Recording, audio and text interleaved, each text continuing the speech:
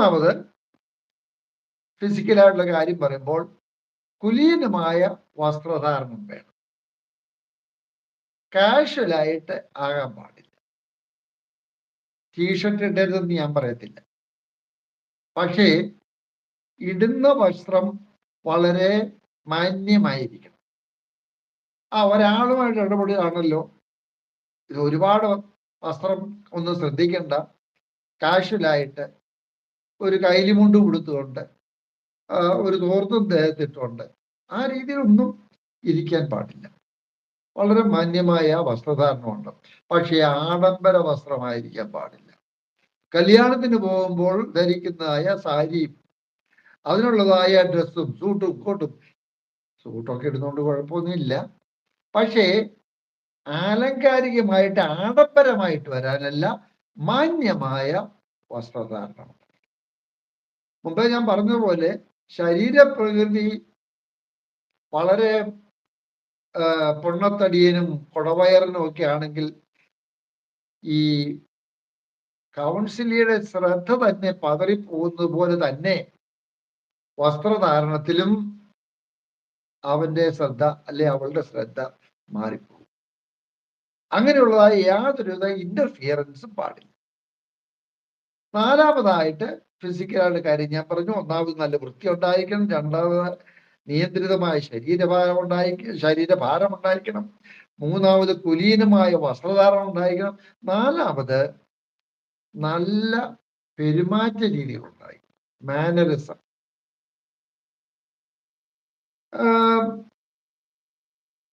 ഒരാൾ വന്നു കഴിഞ്ഞാൽ അവരോട് സംസാരിക്കുന്ന രീതി, അവരെ വെൽക്കം ചെയ്യുന്ന രീതി, അവരോട് സൗഹൃദമായിട്ട് ഇടപെടുന്ന രീതി, അവരോട് പറയുന്നതായ വാക്കുകൾ, ആദ്യത്തെ വാക്കുകൾ, നമ്മുടെ ചേഷ്ടകൾ, മാനറിസം ചേഷ്ടകൾ എന്ന് പറഞ്ഞാൽ കൈയും കാലും ഒക്കെ കണ്ണും ഒക്കെ എങ്ങനെയാണ് ഇരിക്കുന്നത്, അതൊക്കെ അശ്രദ്ധയായിട്ടും അലങ്കോലമായിട്ടും ഒക്കെ ഇരിക്കാം.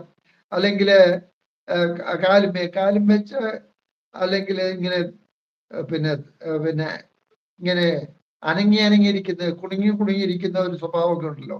തോടയൊക്കെ ഇങ്ങനെ കാലിട്ടിങ്ങനെ അനക്കിക്കൊണ്ടിരിക്കുന്നതായ സ്വഭാവങ്ങൾ, ഇതൊക്കെ വളരെ മാനറിസം എന്ന് പറയുമ്പോൾ നമ്മുടെ പെരുമാറ്റ രീതികൾ അത് വളരെ മാന്യമായിരിക്കണം, യോഗ്യമായിരിക്കണം. ഈ കാര്യങ്ങൾ പ്രത്യേകമായി ശ്രദ്ധിക്കേണ്ടതാണ്. ചിലര് കാലുമേ കാലും വെച്ചിരിക്കും, ഒരു മറ്റേ കാലിന്റെ പുറത്ത് വെച്ചിരിക്കും, പിന്നെ രണ്ട് കാലും തമ്മിൽ ഇങ്ങനെ അനക്കിക്കൊണ്ടിരിക്കും, കൈ ഇങ്ങനെ ചൊറിഞ്ഞുകൊണ്ടിരിക്കും, ചിലപ്പോൾ ഇങ്ങനെ കൈ ഇങ്ങനെ പിന്നെ ഇങ്ങനെയൊക്കെ ചെയ്തുകൊണ്ടിരിക്കും. ഇതുപോലുള്ള കാര്യങ്ങളൊന്നും പാടില്ല. മാന്യമായ മാനറിസം, പെരുമാറ്റ രീതികൾ, ഇത് ഞാൻ ചുരുക്കി പറയുന്നു, അത് നമുക്ക് മനസ്സിലാവും. ഇത്രയും പറഞ്ഞു കഴിഞ്ഞാൽ ശാരീരികമായ സ്വഭാവ ഗുണങ്ങൾ. ഇനിയും നമ്മൾ ചിന്തിക്കാൻ പോകുന്നത് ദേഹി മണ്ഡലത്തിലുള്ളതായ സ്വഭാവ വിശേഷതകളാണ്. ദേഹി എന്ന് പറഞ്ഞാൽ സോള്, പ്രാണൻ എന്നും വേദപുസ്തകത്തിൽ ഉപയോഗിച്ചിട്ടുള്ള വാക്കാണ്. പ്രാണൻ, ദേഹി. അല്ലെങ്കിൽ വികാരം, വിചാരം, ഇച്ഛാശക്തി, ഇവ മൂന്ന്. Mind, emotions, will. Intelligence, emotion, will. ഈ മൂന്ന് ലെവലിൽ ഉണ്ടായിരിക്കേണ്ടതായ ചില പ്രത്യേകതകൾ നമ്മൾ കുറെ കൂടെ വിശദമായിട്ട് പഠിക്കേണ്ടതാണ്.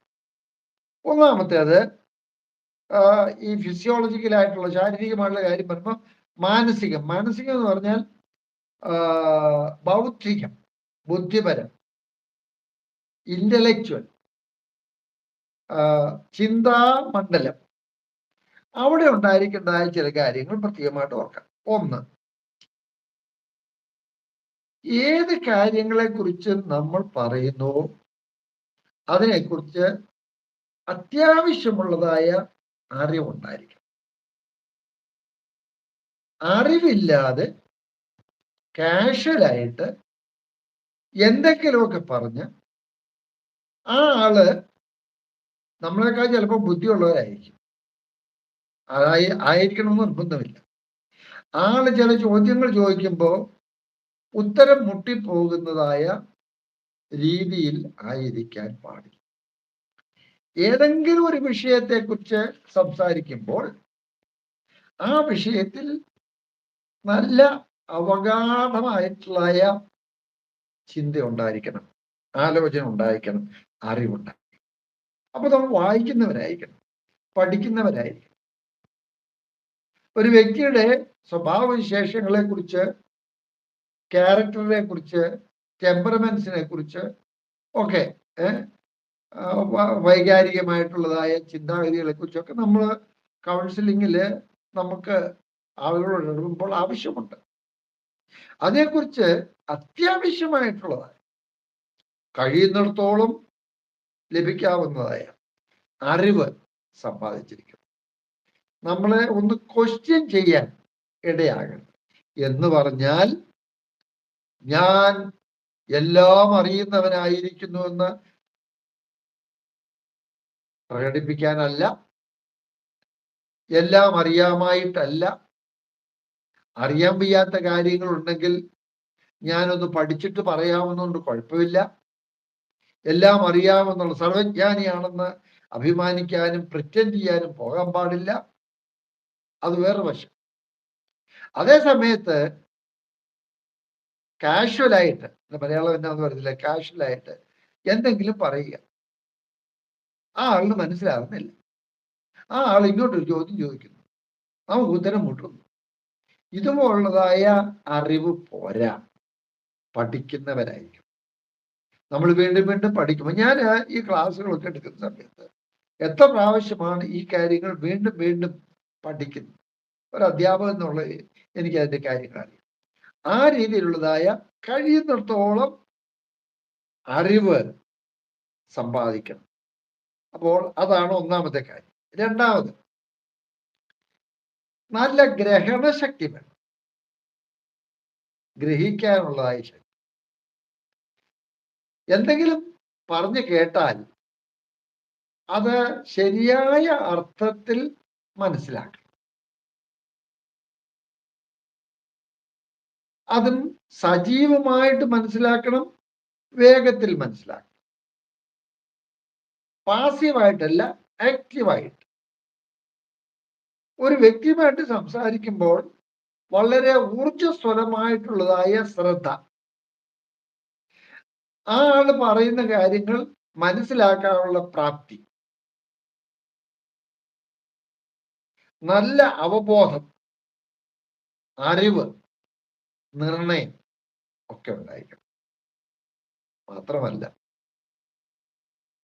പറയുന്ന കാര്യങ്ങൾ മാത്രമല്ലാതെ ആ വ്യക്തിയുടെ ഭാവങ്ങൾ, മുഖഭാവങ്ങൾ, സംസാര രീതികൾ, ഉപയോഗിക്കുന്ന വാക്കുകൾ, എക്സ്പ്രഷൻസ്, ഇതെല്ലാം കൊണ്ടും നമുക്ക് സന്ദേശങ്ങൾ കിട്ടും. അത് കിട്ടുന്നത് മനസ്സിലാക്കാൻ സാധിക്കണം. റേഡിയോയില് കേട്ടോണ്ടിരിക്കുന്ന ആ ശബ്ദമല്ല, ആളിനെ കണ്ടോണ്ടാണ്.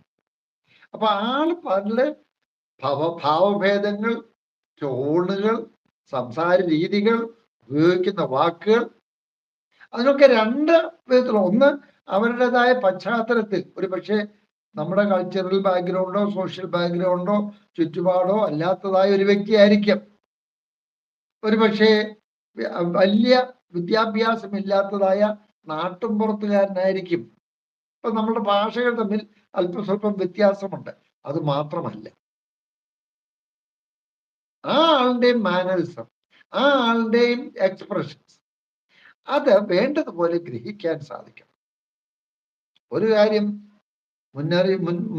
മുന്നറിയിപ്പായിട്ട് പറയുക, കോഷനായിട്ട് പറയുക, ഈ ഇംഗ്ലീഷിൽ പറയും റീഡിങ് ബിറ്റ്വീൻ ലൈൻസ്.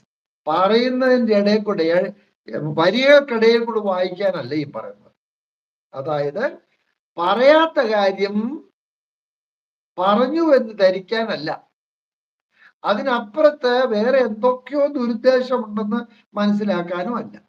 ഇതൊക്കെ വളരെ പക്വതയുള്ളതായ ഒരു ജീവിതത്തിൽ മാത്രമേ സാധിക്കൂ. ഇല്ലാത്ത കാര്യങ്ങൾ മനസ്സിലാക്കി ഊഹിച്ചെടുക്കാനോ വരികൾക്കിടയിൽ വായിക്കാനോ തെറ്റായി ധരിക്കാനോ അല്ല. എന്നാൽ പറയുന്ന വാക്കുകൾക്ക് അപ്പുറമായിട്ടും ആ വ്യക്തിയിൽ നിന്ന് നമുക്ക് മനസ്സിലാക്കാനായിട്ടുണ്ട്. അതിനുള്ളതായ ഗ്രഹണ ശക്തി ഉണ്ടായിരിക്കണം. പെർസ്പെക്റ്റീവ്, നല്ല പെർസ്പെക്റ്റീവ് ഉണ്ടായിരിക്കണം. മൂന്നാമത് യുക്തിയുക്തമായ യുക്തിസഹമായ പ്രതികരണമാണ് നമുക്ക് ഉണ്ടാകുന്നത്. ലോജിക്ക് പറഞ്ഞു കൊടുക്കുന്നതായാലും ശരി, കേൾക്കുന്നതാണെങ്കിൽ ശരി, യുക്തിസഹമായിരിക്കണം. എന്താ യുക്തിസഹം? എല്ലാത്തിനും, എല്ലാ വാക്കുകൾക്കും, എല്ലാ പ്രസ്താവനകൾക്കും ഒരു കണക്ഷൻ ഉണ്ട്. കൗൺസിലി പറയുന്നതിനും കണക്ഷൻ ഉണ്ട്. പക്ഷെ കൗൺസിലി അത്ര ശ്രദ്ധയോടൊന്നുമല്ല പറയുന്നത്. പക്ഷെ കൗൺസിലർ വളരെ യുക്തിസഹമായിട്ട് വേണം പ്രതികരിക്കാൻ. ഒരാള് അങ്ങ് വളരെ സ്പീഡിൽ ഒരുപാട് വാക്കുകൾ ഉപയോഗിച്ച് വികാരങ്ങളുമായിട്ട് ഒത്തിരി കാര്യങ്ങൾ അങ്ങ് പറയുക, നമ്മൾ കേൾക്കുന്നു. കേട്ട് കഴിഞ്ഞ് കൗൺസിലിങ്ങിന്റെ സ്കിൽസിൽ വരുന്ന ഒരു കാര്യമാണ് ഞാൻ പറയാൻ പോകുന്നത്. അതിന്റെ ഡീറ്റെയിൽസ് ഇപ്പൊ എടുക്കുന്നില്ലെങ്കിലും, ആ വ്യക്തിയോട് ആ വ്യക്തി പറഞ്ഞു കഴിയുമ്പോൾ ഇടയ്ക്കിടയ്ക്ക്, അപ്പോൾ നിങ്ങൾ എന്നോട് ഇത്രയും നേരം പറഞ്ഞു, ഇടയ്ക്കിടയ്ക്കത് നമ്മൾ ചെയ്യേണ്ടത്, നിങ്ങൾ എന്നോട് പറഞ്ഞതിൽ നിന്ന് ഞാൻ മനസ്സിലാക്കുന്നത് 1, 2, 3, 4 ഇത്രയും കാര്യങ്ങളാണ്. ശരിയാണോ? ഞാൻ മനസ്സിലാക്കിയത് ശരിയാണോ എന്ന് ചോദിക്കണം. അപ്പൊ ആ ആള് ഒരു ക്രമമില്ലാതെയോ വൈകാരികമായിട്ടോ ആവേശമായിട്ടോ വികാരഭരിതനായിട്ടോ വേദനിക്കുന്ന ദുഃഖങ്ങൾ കൂടെ പോകുന്നോണ്ട് ഒരു ഓർഡർ ഇല്ലാതെ തന്നെ പല കാര്യങ്ങളും പറഞ്ഞു വരാം. പക്ഷേ അത് യുക്തിസഹമായിട്ട് നാം മനസ്സിലാക്കുകയും അത് ഇതല്ലേ നിങ്ങൾ പറഞ്ഞത് എന്ന് അദ്ദേഹത്തോട് പറഞ്ഞു കൊടുക്കുകയും ചെയ്യുമ്പോൾ നാം ശരിയായിട്ട് ബോധ്യപ്പെടുന്നു. മാത്രമല്ല, ഒരുപാട് വാക്കുകളിൽ കൂടെ പറഞ്ഞു പോയതായ വിഷയങ്ങളിൽ ഞാൻ ഉദ്ദേശിച്ചത് ഇത്രയും കാര്യങ്ങളാണെന്നുള്ളത് വളരെ പ്രിസൈസ് ആയിട്ട് ആ മനുഷ്യനും ബോധ്യപ്പെടാനിടയാകുന്നു. അവനത്ര ബോധ്യത്തില്ല അങ്ങ് പറഞ്ഞുകൊണ്ടിരിക്കുക, അവന്റെ ആവേശത്തിൽ പറഞ്ഞുകൊണ്ടിരിക്കുക, വേദനയിൽ പറഞ്ഞുകൊണ്ടിരിക്കുക, ദുഃഖത്തിൽ പറഞ്ഞുകൊണ്ടിരിക്കുക, വിരോധം വെച്ചുകൊണ്ട്, മറ്റുള്ളവരോടുള്ള വിരോധം വെച്ചുകൊണ്ട്, ആകുലത വെച്ചുകൊണ്ട് പറഞ്ഞുകൊണ്ടിരിക്കുക. അതുകൊണ്ട് അതിന് ഓർഡറും ക്രമമൊന്നും ഇല്ല. നമ്മളൊരു ഓർഡറിലാക്കി കൊടുക്കുമ്പോൾ ആളിന് തന്നെ മനസ്സിലാകും. അതിൻ്റെ ഇടയ്ക്ക് ഇതല്ലേ നിങ്ങൾ പറഞ്ഞത് എന്ന് ചോദിക്കുമ്പോൾ അതിൽ നാം മനസ്സിലാക്കിയതിൽ എന്തെങ്കിലും പെശകുണ്ടെങ്കിൽ ആള് കറക്റ്റ് ചെയ്യുകയും ചെയ്യും. എല്ലാം നമുക്ക് അവരുദ്ദേശിച്ചതെല്ലാം അതേ രീതിയിൽ മനസ്സിലാക്കാൻ പെട്ടെന്ന് സാധിക്കണമെന്നാ പറഞ്ഞ് എങ്കിൽ തന്നെ സാധിക്കണമെന്നില്ല. അത് വ്യക്തമായിട്ട് അവതരിപ്പിക്കുമ്പോൾ അതിൽ ആകപ്പിഴ വന്നിട്ടുണ്ടെങ്കിൽ, നമ്മുടെ ധാരണയ്ക്ക് തെറ്റുപറ്റിയിട്ടുണ്ടെങ്കിൽ, നാം മനസ്സിലാക്കിയത് തെറ്റിപ്പോയിട്ടുണ്ടെങ്കിൽ ആ ആളിന് കറക്റ്റ് ചെയ്യാൻ പറ്റും. നമ്മുടെ മനസ്സിലും ഒരു നല്ല പിക്ചർ ഉണ്ടാകും, അദ്ദേഹത്തിന്റെ മനസ്സിലും നല്ലൊരു പിക്ചർ ഉണ്ടാകുവാൻ സാധിക്കും. അതുകൊണ്ട് യുക്തിസഹമായിരിക്കണം നമ്മുടെ ചിന്തകളും സംസാരങ്ങളും. അതിനോട് ചേർന്ന് വരുന്ന കാര്യമാണ് അണ്ടർസ്റ്റാൻഡിങ്. ആളുകളെ മനസ്സിലാക്കണം, ആളുകളെ അംഗീകരിക്കണം. അവര് ചെയ്യുന്നതെല്ലാം ശരിയാണെന്നല്ല, പക്ഷെ അവരെ കുറിച്ച്, അവർ പറയുന്ന കാര്യങ്ങളെ കുറിച്ച് ശരിയായ ധാരണ ഉണ്ടായിരിക്കണം. തെറ്റായ ധാരണ, മിസ്അണ്ടർസ്റ്റാൻഡിങ് ഉണ്ടാകാൻ പാടില്ല.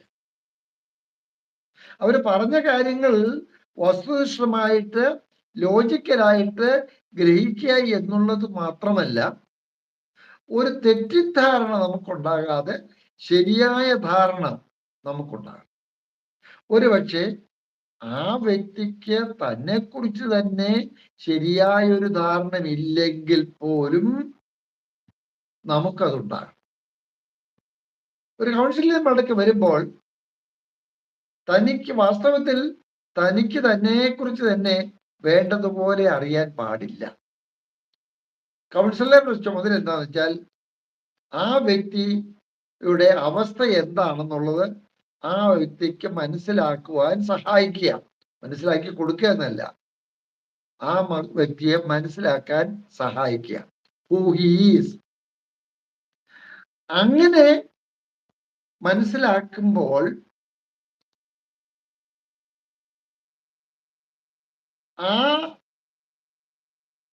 അങ്ങനെ മനസ്സിലാക്കി കൊടുക്കുന്നതായ ശുശ്രൂഷ ഇതിനകത്തുണ്ട്. അപ്പൊ തെറ്റിദ്ധാരണകൾ ഒരിക്കലും ഉണ്ടാകുവാൻ പാടില്ല.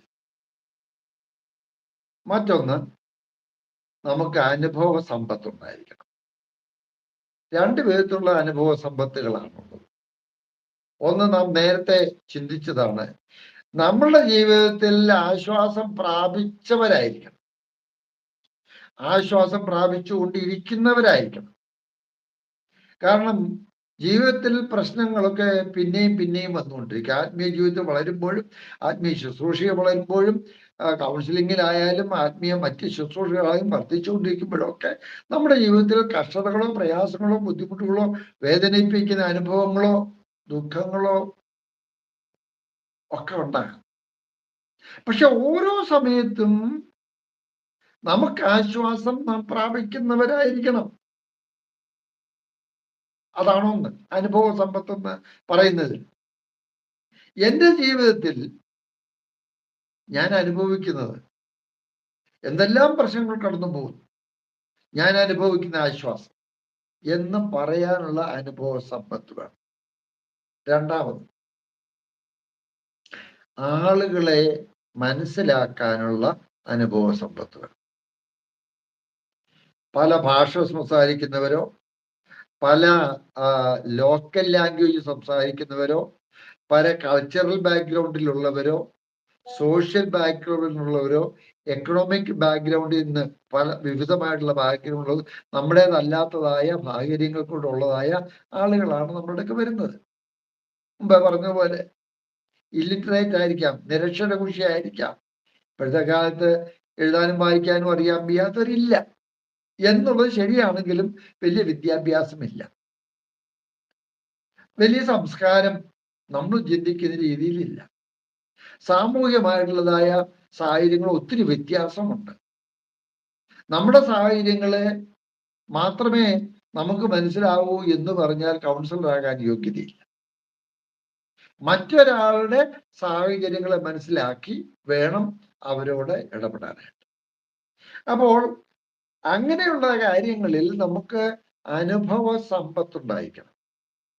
നാം പഠിക്കുന്നവരായിരിക്കണം, ആളുകളെ പഠിക്കുന്നവരായിരിക്കണം. അപ്പൊ അനുഭവ സമ്പത്ത്. പിന്നെ വസ്തുനിഷ്ഠമായി കാര്യങ്ങൾ മനസ്സിലാക്കണം. വസ്തുനിഷ്ഠവും വ്യക്തിനിഷ്ഠവും ഉണ്ട്. വ്യക്തിനിഷ്ഠം എന്ന് പറഞ്ഞാൽ സബ്ജക്റ്റീവ്, വസ്തുനിഷ്ഠം എന്ന് പറഞ്ഞാൽ ഒബ്ജക്റ്റീവ്. സബ്ജക്റ്റീവ് എന്ന് പറഞ്ഞാൽ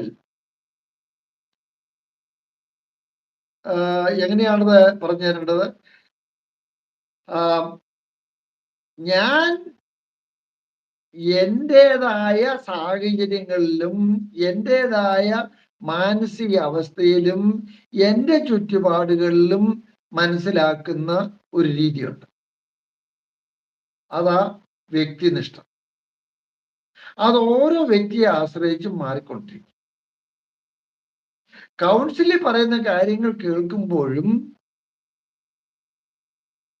കൗൺസിലിൽ പറയുന്നത് വ്യക്തിനിഷ്ഠമായിരിക്കുമ്പോഴും വസ്തുനിഷ്ഠമായിട്ട് മനസ്സിലാക്കാൻ നമുക്ക് സാധിക്കണം. വസ്തുനിഷ്ഠം പറഞ്ഞാൽ ട്രൂത്തിനനുസരിച്ച്, ഫീലിംഗ് അനുസരിച്ചല്ല, ഓരോരുത്തരുടെയും വൈകാരിക സാഹചര്യം അനുസരിച്ചല്ല, ഓരോരുത്തരെയും മറ്റ് സാഹചര്യങ്ങൾക്ക് അനുസരിച്ചല്ല. വസ്തുനിഷ്ഠ എന്ന് പറഞ്ഞാൽ ട്രൂത്ത്, സത്യം. വ്യക്തിനിഷ്ഠ എന്ന് പറഞ്ഞാൽ എന്നെ എനിക്ക് ബോധ്യപ്പെടുന്നു, എനിക്ക് മനസ്സിലാകുന്നത്, എനിക്ക് ഫീൽ ചെയ്യുന്നത്. നമ്മൾ ആ അവസ്ഥയിൽ നിന്ന് ഉയർന്ന അനുഭവത്തിലേക്ക് വരണം. വസ്തുനിഷ്ഠമായി കാര്യങ്ങളെ മനസ്സിലാക്കാൻ സാധിക്കണം. നമ്മുടെ ഫീലിങ്സ് അനുസരിച്ചല്ല. മറ്റേ ആളിനെ കുറിച്ച് മനസ്സിലാക്കുമ്പോഴും അവർ വ്യക്തിനിഷ്ഠമായിട്ടാണ് പറയുന്നെങ്കിലും അവരെയും വസ്തുനിഷ്ഠമായിട്ട് മനസ്സിലാക്കി കൊടുക്കാൻ സാധിക്കണം. അതൊരു നല്ല പ്രയത്നമാണ്. കാരണം ഓരോ വ്യക്തിയും കാണുകയും കേൾക്കുകയും ചെയ്യുന്നത് അവരവരുടെ പശ്ചാത്തലത്തിൽ നിന്നുണ്ട്. ഒരു ഉദാഹരണം പറഞ്ഞു കഴിഞ്ഞാൽ, ഞാന് എന്റെ കണ്ണാടിയിൽ നോക്കിയാൽ പോലും എന്റെ ഒരു ഭാഗം മാത്രമേ കാണാൻ പറ്റൂ. എന്നാൽ എന്റെ പുറകുവശം കാണുമെങ്കിൽ ഒന്നുകിൽ ഞാൻ ഒരു മിറർ കൂടെ പുറകുവശത്ത് വെക്കണം, അല്ലെങ്കിൽ വേറെ ആരുടെയെങ്കിലും സഹായം. ഒരു ചെറിയ മീറ്റിംഗ് നടക്കുക, കുറെ ആളുകൾ ഇരിക്കുന്നു, അവരെല്ലാം ഇങ്ങനെ പുറകിൽ ഇരിക്കുക, അവർക്ക് എല്ലാവരെയും കാണാൻ പറ്റില്ല. സ്റ്റേജിൽ ഇരിക്കുന്നവന് അവരെല്ലാവരെയും കാണാം. പലപ്പോഴും ഓരോരുത്തരും സബ്ജക്റ്റീവ് ആണെന്ന് പറഞ്ഞ്, വ്യക്തിനിഷ്ഠം എന്ന് പറഞ്ഞു കഴിഞ്ഞാൽ അവരവർക്ക് മനസ്സിലാകുന്ന അവരുടെ ബുദ്ധി കൊണ്ടും വികാരം കൊണ്ടും കണ്ണുകൊണ്ടും കാണുകയും മനസ്സിലാക്കുകയും ചെയ്യുന്ന കാര്യങ്ങൾ മാത്രമേ അവർക്ക് മനസ്സിലാവുള്ളൂ. എന്നാൽ ഇതെല്ലാം ഉള്ളതുപോലെ ബൃഹത്തായിട്ട് എല്ലാ വശവും മനസ്സിലാക്കുവാനുള്ളതായ പ്രാപ്തി കൗൺസിലർക്ക് ഉണ്ടായിരിക്കണം. കൗൺസിലിയെയും അങ്ങനെ വസ്തുനിഷ്ഠമായി കാര്യങ്ങൾ മനസ്സിലാക്കുവാൻ സഹായിക്കുന്നവൻ ആയിരിക്കണം. പിന്നെ നമ്മുടെ ഇടപാടുകൾ വളരെ ഊഷ്മളമായിരിക്കണം. നമ്മുടെ സംസാര രീതികൾ, അല്ലെങ്കിൽ നമ്മുടെ വോയിസ് ഉണ്ട്. ഞങ്ങളുടെ ഒരു അച്ഛനുണ്ട്, പാറപ്പുറത്ത് കല്ലിട്ട് ഉരയ്ക്കുന്ന പോലുള്ള ശബ്ദം. എന്തോ ഒരു ശബ്ദമാണ്. കുഴപ്പമില്ല, നമ്മൾ കുറ്റം പറഞ്ഞിട്ട് കാര്യമില്ല. ഓരോരുത്തരുടെയും സൗണ്ട് ബോക്സ് ഒക്കെ അങ്ങനെയായിരിക്കും. പക്ഷെ ആ ആളിന് പോലും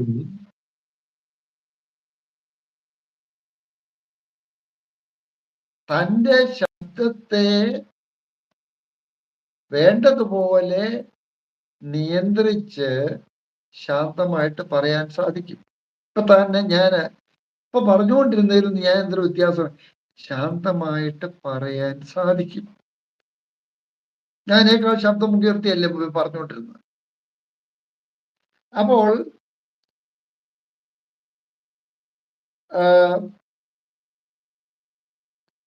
വൈകാരികമായി അല്ല, ഊഷ്മളമായിട്ടുള്ളതായ ഒരു അപ്രോച്ച്.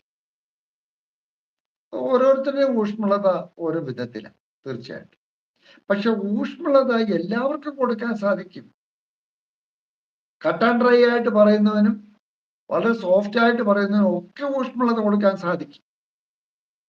എല്ലാവരും ഒരുപോലെ അയക്കുന്നു എന്നാൽ വാംത്, ഒരു ഊഷ്മളത, ഒരു എന്താ പറയുന്ന ഒരു അടുപ്പം ഉണ്ടാക്കുന്നതായ ഒരു മനോഭാവം ഉണ്ടായി.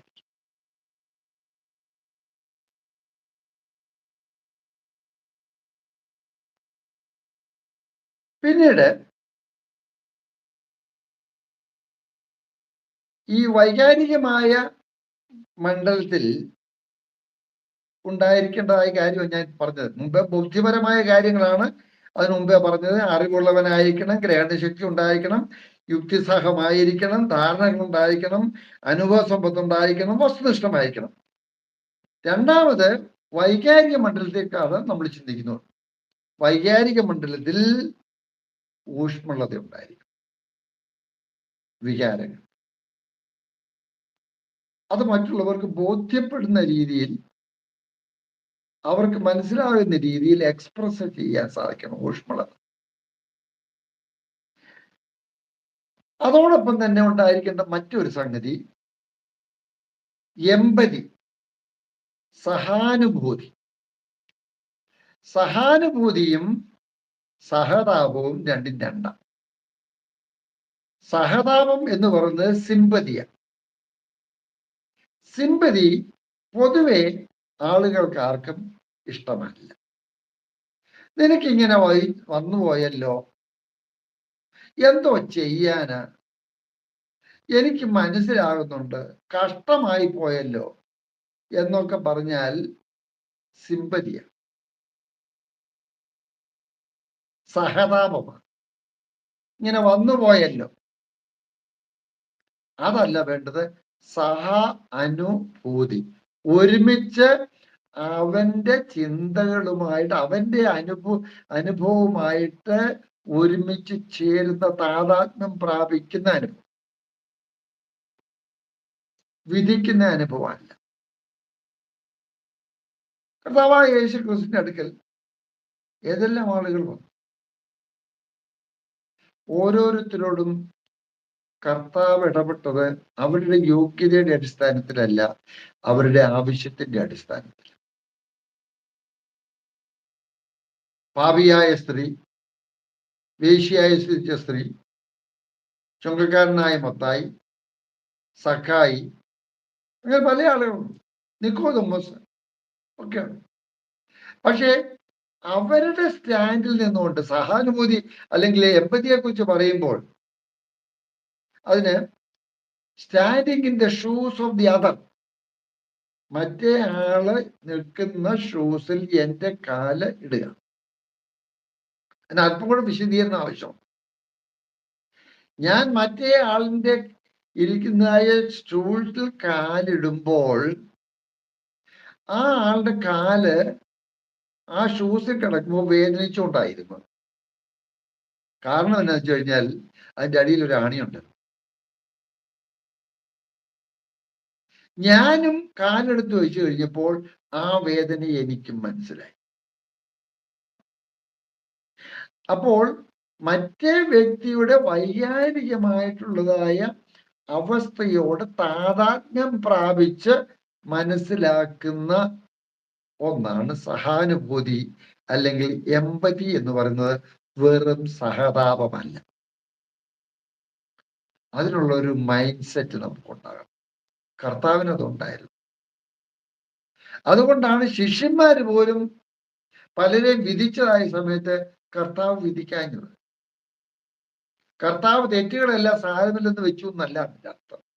പക്ഷേ അവരുടെ സ്ഥാനത്ത് ഞാനായിരുന്നെങ്കിൽ എനിക്ക് എന്ത് ഫീൽ ചെയ്യുമായിരുന്നു, അവർക്ക് എങ്ങനെ ഫീൽ ചെയ്തു എന്ന് മനസ്സിലാക്കാനുള്ളതായ പ്രാപ്തി.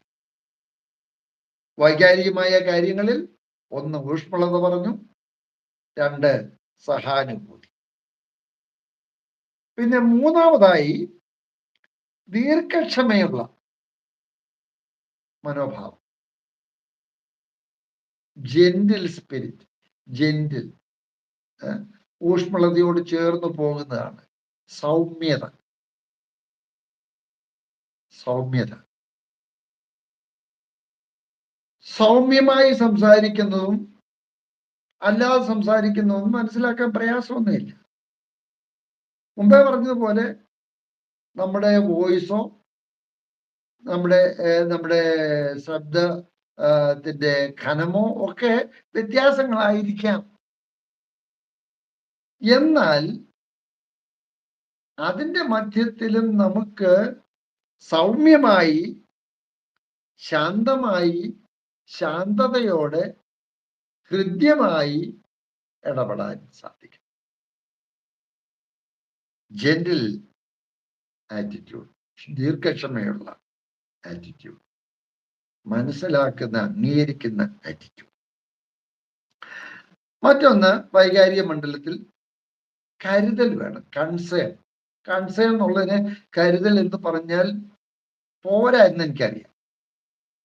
കൺസേൺ എന്ന് പറഞ്ഞാൽ അവരെ കുറിച്ചുള്ള തീഷ്ണമായ വൈകാരികമായ താല്പര്യം. അവര് പ്രശ്നമായിട്ട് വന്നു, അവർക്ക് എങ്ങനെയും പ്രശ്നം പരിഹരിച്ചു പോകണമെന്ന് മാത്രമല്ല, എനിക്കും ആ വ്യക്തിയുടെ ഈ അവസ്ഥയിൽ ഒന്നൊരു മാറ്റം വരുന്നതിന് വേണ്ടി എൻ്റെ ഹൃദയവും വളരെയധികം വേദനിക്കുകയോ ആഗ്രഹിക്കുകയോ തീഷ്ണമായിട്ട് അവരുടെ ഹൃദയത്തോട് ചേർന്നിരിക്കുകയോ ചെയ്യുന്നത്. കൺസേൺ, കരുതൽ. മറ്റൊന്ന് അക്സെപ്റ്റൻസ്. ഇതെല്ലാം ചേർന്ന് പോകുന്നതാണ്, എങ്കിലും അതിൽ വ്യത്യാസമുണ്ട്. അക്സെപ്റ്റൻസ്. ഓരോ വ്യക്തികളെയും നമുക്ക് അംഗീകരിക്കാൻ ബുദ്ധിമുട്ടുള്ളതായ സ്വഭാവങ്ങളുള്ളവരായിരിക്കും. നമ്മുടെ സ്വഭാവവും നമ്മുടെ രീതികളും അനുസരിച്ച് അംഗീകരിക്കാൻ ബുദ്ധിമുട്ട് കാണും. എന്നാൽ ആ ആളിനെ ആളായിരിക്കുന്ന പോലെ അംഗീകരിക്കാനുള്ളതായ മനസ്സില്ലാത്തൊരു വ്യക്തിക്ക് ആ ആളിന്റെ ജീവിതവുമായി താതാത്മ്യം പ്രാപിച്ച് ഹെൽപ്പ് ചെയ്യാൻ സാധിക്കുകയില്ല. കർത്താവ് ഒരു കൗൺസിലർ എന്ന നിലയിൽ എങ്ങനെയായിരുന്നുള്ളത് നമ്മൾ പിന്നീട് ഒരു സമയത്ത് പറയും. ക്രൈസ്റ്റ് ആസ് കൗൺസിലർ എന്നുള്ളത് നമ്മൾ പിന്നെ പഠിക്കും. എന്നാൽ അവരുടെ ഹൃദയത്തോട് അനുഭവത്തോട് താതാത്മ്യം പ്രാപിച്ച് അവരെ അംഗീകരിക്കുന്നതായ അനുഭവം. ശിമയോന്റെ വീട്ടിൽ പാപിയായ സ്ത്രീ വെങ്കൽ ഭരണി തൈലം കൊണ്ടുവന്ന് കാലിന്മേൽ പൂശി തലമുടി കൊണ്ട് തോർത്തി ശുശ്രൂഷ ചെയ്തുകൊണ്ടിരുന്നപ്പോൾ ശിമയോൻ പറഞ്ഞു, ഇവൻ എന്ത് പ്രവാചകനാണ്, വലിയ കേമനാന്ന് പറഞ്ഞ് നടക്കുക. ആ സ്ത്രീ എങ്ങനെയുള്ളവളാണെന്നുള്ളത് വല്ല വിവരവും ഈ മനുഷ്യനുണ്ടോ? ഉണ്ടെങ്കിൽ അവളെ സമ്മതിക്കുമോ? യഹൂദന്മാരുടെ എന്തെല്ലാം നിഷ്ഠകളുണ്ടെന്ന് അറിയാമോ? ഒന്ന് സ്ത്രീകളുമായിട്ടുള്ളതായ സ്പർശന അതുപോലുള്ള കാര്യങ്ങളിലൊന്നും പുരുഷന്മാര്, പ്രത്യേകിച്ച് ഗുരുക്കന്മാര് അല്ലെങ്കിൽ ശാസ്ത്രിമാര്, പരീശന്മാരൊന്നും ഇടപെടാൻ പാടില്ല. അവളുടെ അനുതാപത്തിന്റെയും ഉന്നതമായ സ്നേഹത്തിന്റെയും, സ്വാർത്ഥമല്ല, ശാരീരികമല്ല, ഭൗതികമല്ല, ബഹുമാനത്തോടുള്ളതായ സ്നേഹത്തിന്റെയും പ്രതികരണമായിട്ടാണ്, പ്രതിഫലനമായിട്ടാണ് അവൾ ആ കാലിൽ തൈലം പൂശുന്നത്. അവളുടെ തലമുടി കൊണ്ട് എന്ന് പറയുമ്പോൾ സ്ത്രീകളെ സംബന്ധിച്ചിടത്തോളം ഏറ്റവും വിലപ്പെട്ട ഒരു ഭാഗമാണ് തലമുടി. വളരെ മാന്യമായിട്ട് ചിന്തിക്കും. അതുകൊണ്ട് കാല് തുടയ്ക്കുക എന്ന് പറഞ്ഞാൽ അവൾക്ക് ഏറ്റവും വിലപ്പെട്ടത്. തൈലം തന്നെ, സുഗന്ധദ്രവ്യം തന്നെ വളരെ വിലയുള്ളതായിരുന്നു. അതുകൊണ്ട് തന്നെ അവളുടെ ശരീരത്തിലെ ഏറ്റവും ബഹുമാനിക്കപ്പെടുന്ന, അല്ലെങ്കിൽ അവൾ കരുതുന്ന, സ്നേഹിക്കുന്ന ആ തലമുടി കൊണ്ട് തോർത്തി. ഇത് മനസ്സിലാക്കാൻ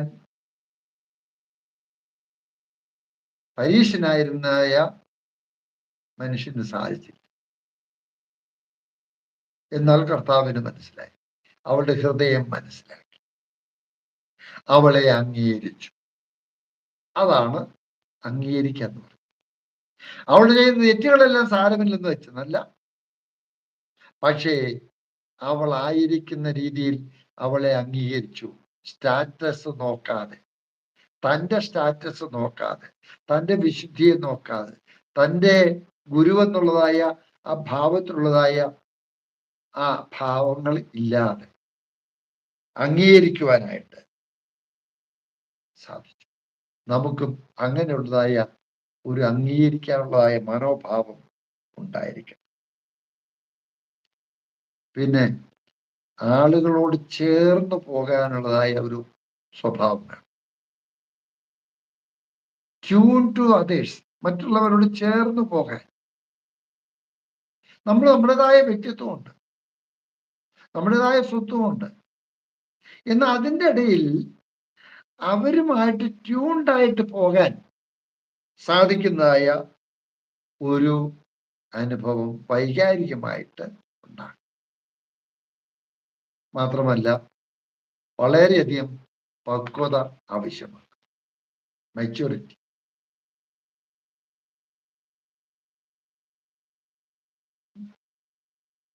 നമുക്കുണ്ടായിരിക്കേണ്ടതായ എല്ലാ പക്വതകളും സ്വഭാവങ്ങളിലെ, രീതികളില്, പെരുമാറ്റങ്ങളില്, സംസാരത്തില്, ഭാവങ്ങളില് ഒക്കെ പക്വത ഉണ്ടായി. നമുക്ക് തോന്നുന്ന പോലെ ഫീൽ ചെയ്യുന്നതായിട്ടുള്ളതായ ഒന്നല്ല, വളരെ ശ്രദ്ധയോടെ ആയിരിക്കണം. അങ്ങനെയുള്ളതായ പക്വത ഉണ്ടായിരിക്കണം. അതോട് ചേർന്ന് താഴ്മയുണ്ടായിരിക്കണം. സൗമ്യത എന്ന് പറഞ്ഞ ഒരു വിഷയം, താഴ്മ എന്ന് പറഞ്ഞത് അതിനോട് ചേർന്ന് പോകുന്ന സൗമ്യതയും താഴ്മയും ഒരു നാണയത്തിന്റെ രണ്ട് വശമായിട്ട് കാണാം. കർത്താവ് എടുത്തു പറഞ്ഞില്ലേ, മത്തായി സുവിശേഷം 11-ാം ഞാൻ സൗമ്യതയും താഴ്മയും ഉള്ളവനാകിയാൽ എന്റെ മുഖം ഏറ്റുകൊണ്ട് എന്നോട് പഠിപ്പിക്കും. സൗമ്യത ഒരു വശത്ത്, താഴ്മ മറുവശത്ത്. സൗമ്യത എന്ന് പറഞ്ഞാൽ സൗമ്യമായിട്ട് ഇടപെടാനുള്ളതായ മനസ്സ്.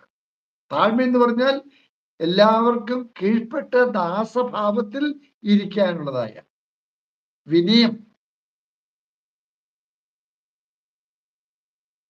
മറ്റുള്ളവരെക്കാൾ പല വിധത്തിലും പല യോഗ്യതകളും, ശാരീരികമായിട്ട്, സാമ്പത്തികമായിട്ട്, വിദ്യാഭ്യാസപരമായിട്ട്, സ്ഥാനപരമായിട്ട്, ഔദ്യോഗികമായിട്ട്, ആത്മീയ ശുശ്രൂഷാപരമായിട്ട് ഒക്കെ ഉയർന്നിരിക്കുന്ന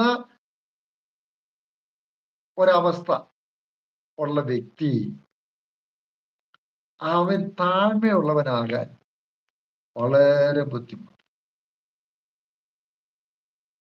കർത്താവിനെ പോലെ എല്ലാം തികഞ്ഞവനായ, എല്ലാത്തിന്റെ മേലും അധികാരമുള്ളവനായ, എല്ലാത്തിന്റെ മേൽ നിയന്ത്രണമുള്ളവനായ, വിശുദ്ധനായ മറ്റൊരാളുമില്ല.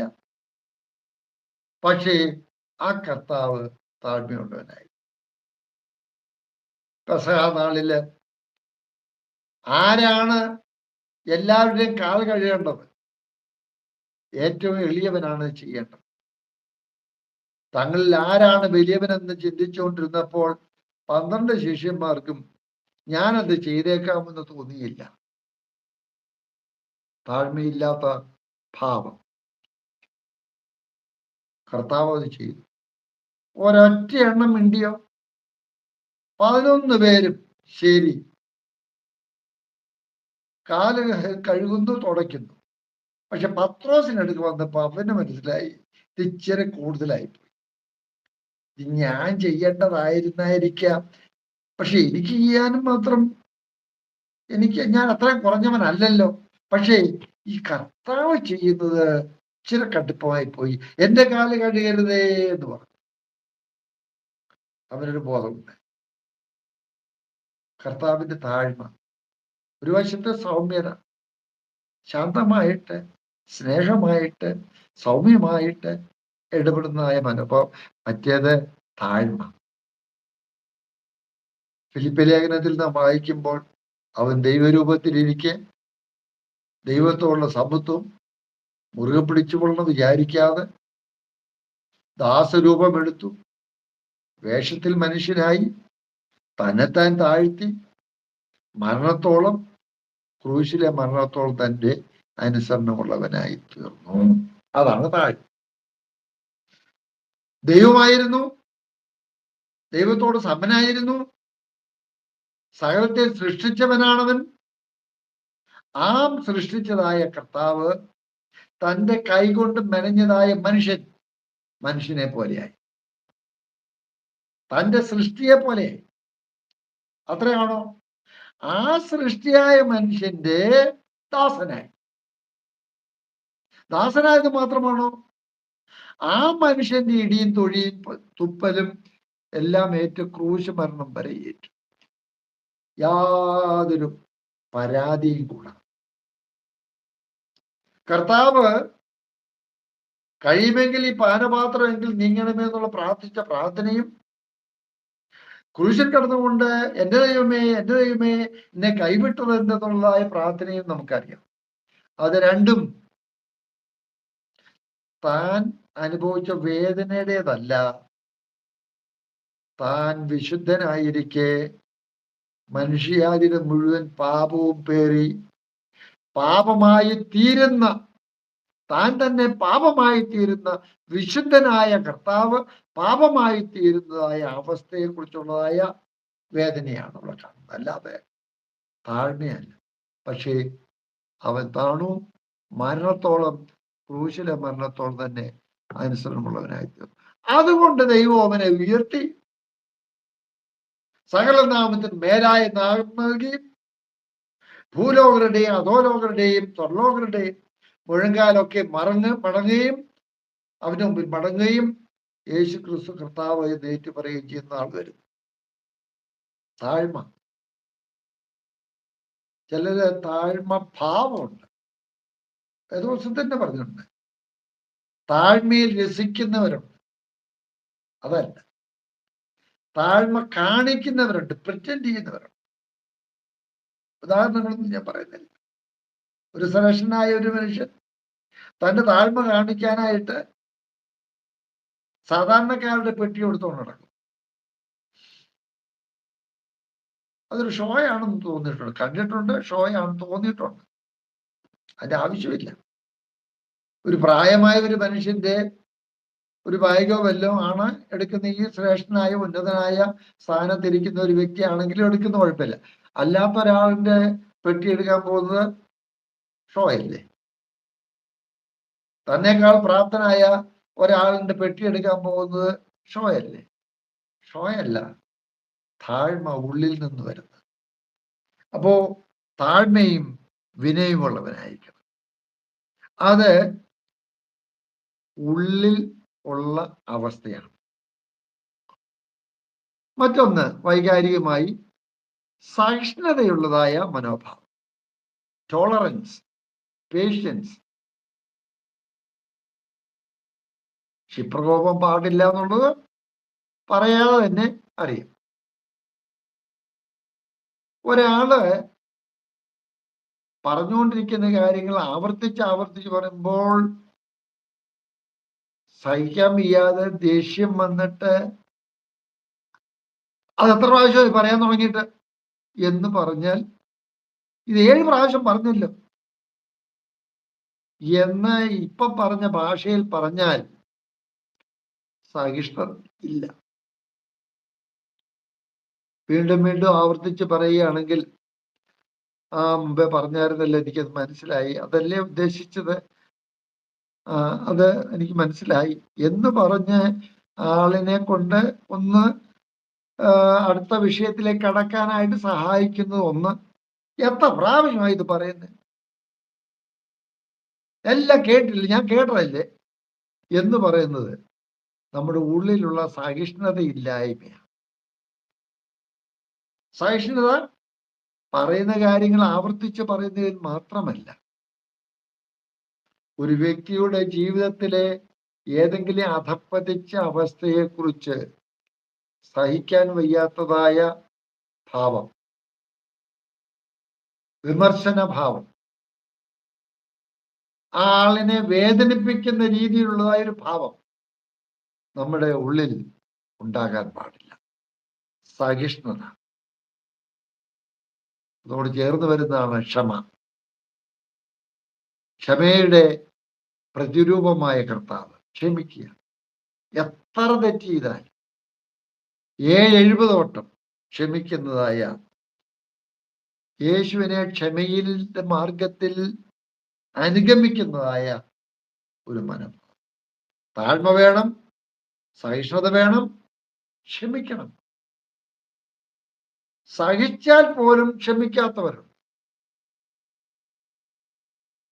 മറ്റുള്ളവർ പറഞ്ഞത് സഹിച്ചു, ഞാനങ്ങ് സഹിച്ചു, പല്ല് കടിച്ച് പിടിച്ച് സഹിച്ചു. അതല്ല, സഹിച്ചാൽ ക്ഷമിക്കാൻ, ആ ക്ഷമയുടെ ഭാവം. പിന്നെ മറ്റൊന്ന് ഇതിനോടൊക്കെ ചേർന്ന് വരുന്ന സെൻസിറ്റിവിറ്റി എന്ന് പറയും, സൂക്ഷ്മ സംവേദന ശക്തി. സൂക്ഷ്മ സംവേദന ശക്തി, സെൻസിറ്റിവിറ്റി. മറ്റുള്ളവർ പറയുന്ന കാര്യങ്ങൾ നമ്മുടെ ഉള്ളിൽ കൊള്ളുന്നതായ അനുഭവം. മറ്റുള്ളവരുടെ സംസാരത്തിൽ നിന്ന് അവരുടെ വേദനകളെ ഉൾക്കൊള്ളാൻ സാധിക്കുന്നതായ വാക്കുകൾ, ഭാവങ്ങൾ, അവയിലുള്ളതായ ആന്തരികമായ ആഴത്തിലുള്ളതായ വൈകാരികമായ മാനസികമായ അവസ്ഥ മനസ്സിലാക്കാനുള്ളതായ കഴിവ്, സെൻസിറ്റീവ്. ഞാൻ പലപ്പോഴും ഓർക്കുന്ന ഒരു സംഭവമുണ്ട്. ജോൺ സ്റ്റോട്ട് എന്ന പ്രശസ്തനായ വേദപണ്ഡിതൻ USA മാവേലിക്ക് നടക്കുന്ന ഒരു ക്യാമ്പിൽ അദ്ദേഹം മരിച്ചുപോയി. കോൺഫറൻസിൽ പ്രസംഗകനായിട്ട് വരികയാണ്. കൊച്ചിൻ എയർപോർട്ട്, അന്ന് കൊച്ചി എയർപോർട്ട് കൊച്ചിയിൽ തന്നെയാണ്, നെടുമ്പാശ്ശേരിയിലല്ല. അവിടെ നിന്ന് എൻ്റെ ഒരു പഴയ അംബാസഡർ കാറുണ്ട്, ഇപ്പോഴും അതുണ്ട്, 45 വയസ്സുണ്ട്. ആ അംബാസഡർ കാറിൽ ഞാൻ ആലപ്പുഴ വഴി മാവേലിക്കരയ്ക്ക് പോവുകയാണ്. പോകുന്ന വഴിയില് അദ്ദേഹം പറഞ്ഞു, brother John, could you please stop the car? I hear the sound of a bird. I want to see that bird. ഞാനൊരു പക്ഷിയുടെ ശബ്ദം കേൾക്കുന്നു.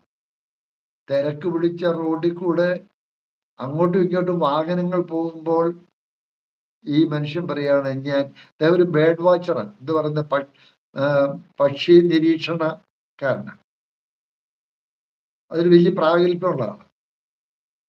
അപ്പോൾ ഞാൻ അവിടെ ഒന്ന് നിർത്തി, റോഡിന്റെ ഇടതുവശത്ത് നിർത്തി. അപ്പൊ വലതുവശത്തുള്ള റോഡിന്റെ അപ്പുറേ കായലാണ്, കായലിന്റെ അവിടെ ആയിക്കോട്ടെ ഇദ്ദേഹം ഇറങ്ങി നടന്നു, ഞാനും നടന്ന് എന്ന് കഴിഞ്ഞപ്പോൾ ഒരു മരത്തേൽ ഒരു ചെറിയ എന്തോ ഒരു ചീവീട് പോലൊരു സാധനം, അതിന്റെ ശബ്ദമാണ് ഈ തിരക്കേറിയ റോഡിൽ കൂടെ കാറ് ഓടിച്ചു പോയതായ സമയത്ത് അദ്ദേഹം കേട്ടത്. സെൻസിറ്റിവിറ്റി, ആളുകളുടെ ഹൃദയസ്പന്ദനം മനസ്സിലാക്കാനുള്ള പ്രാപ്തി, മുഖം ഭാവം കൊണ്ട്, ശബ്ദം കൊണ്ട്. അതാണ് സൂക്ഷ്മ സംവേദന ശക്തി, സെൻസിറ്റിവിറ്റി. ഒരു ക്രിസ്തീയ കൗൺസിലർക്ക് ഇത് വളരെ ഭംഗിയായിട്ടുണ്ടായിരിക്കുകയാണ്. ശരിയായും ആഴത്തിലും മനസ്സിലാക്കുക, അവരുടെ പശ്ചാത്തലത്തിൽ അവരുടെ തെറ്റുകളെ മനസ്സിലാക്കുക, അവരുടെ പശ്ചാത്തലത്തിൽ അവരുടെ തെറ്റുകളെ മനസ്സിലാക്കുക. എന്റെ പശ്ചാത്തലത്തിലാണ്. ഞാൻ ഇന്ന് ഓർക്കുന്നുണ്ട്, ഞാൻ USA 6 വർഷം ഫുൾ ടൈം കോളേജിൽ നിന്ന് അവധിയെടുത്ത് കേരളത്തിലെ പ്രവർത്തനത്തിൽ ആയിരുന്നു. എൻ്റെ കൂടെ കുറെ ചെറുപ്പക്കാര്, പുരുഷന്മാര്, സ്ത്രീകൾ, ചെറുപ്പക്കാരുണ്ടായിരുന്നു, സ്റ്റാഫ് വർക്കേഴ്സ് ഉണ്ടായിരുന്നു. ഞാൻ തിരിച്ച് കോളേജിലേക്ക് കയറി. ആ സമയത്ത് മൂവാറ്റുപുഴ എൻ്റെ വീട്ടിലായിരുന്നു ആദ്യം ഓഫീസ്. പിന്നീട് എൻ്റെ വീടിന് അടുത്തുള്ള ഒരു കെട്ടിടത്തിൽ വെച്ചൊക്കെ ഓഫീസ് ഉണ്ടായിരുന്നു. പുതിയ സ്റ്റേറ്റ് സെക്രട്ടറി ആയിരിക്കുന്ന ആള് അവിടെയാണ് 1 വർഷം വർക്ക് ചെയ്തത്. അപ്പൊ അന്നത്തെ കാലത്ത് ഈ സ്റ്റാഫ് വർക്കേഴ്സ് 3 മാസമോ 4 മാസമോ 6 മാസമോ കൂടുമ്പോൾ കേരളത്തിൽ നിന്നുള്ള എല്ലാവരും ഒരുമിച്ച് കൂടും. വളരെയധികം പേരില്ല, കുറച്ച് പേരേ ഉള്ളൂ. അവരൊരുമിച്ച് കൂടുന്ന സമയത്ത് കൂട്ടായ്മയുണ്ട്, ഫീൽഡിലെ വർക്കിനെ കുറിച്ച് പങ്കിടുന്നുണ്ട്, പ്രാർത്ഥിക്കുന്നുണ്ട്.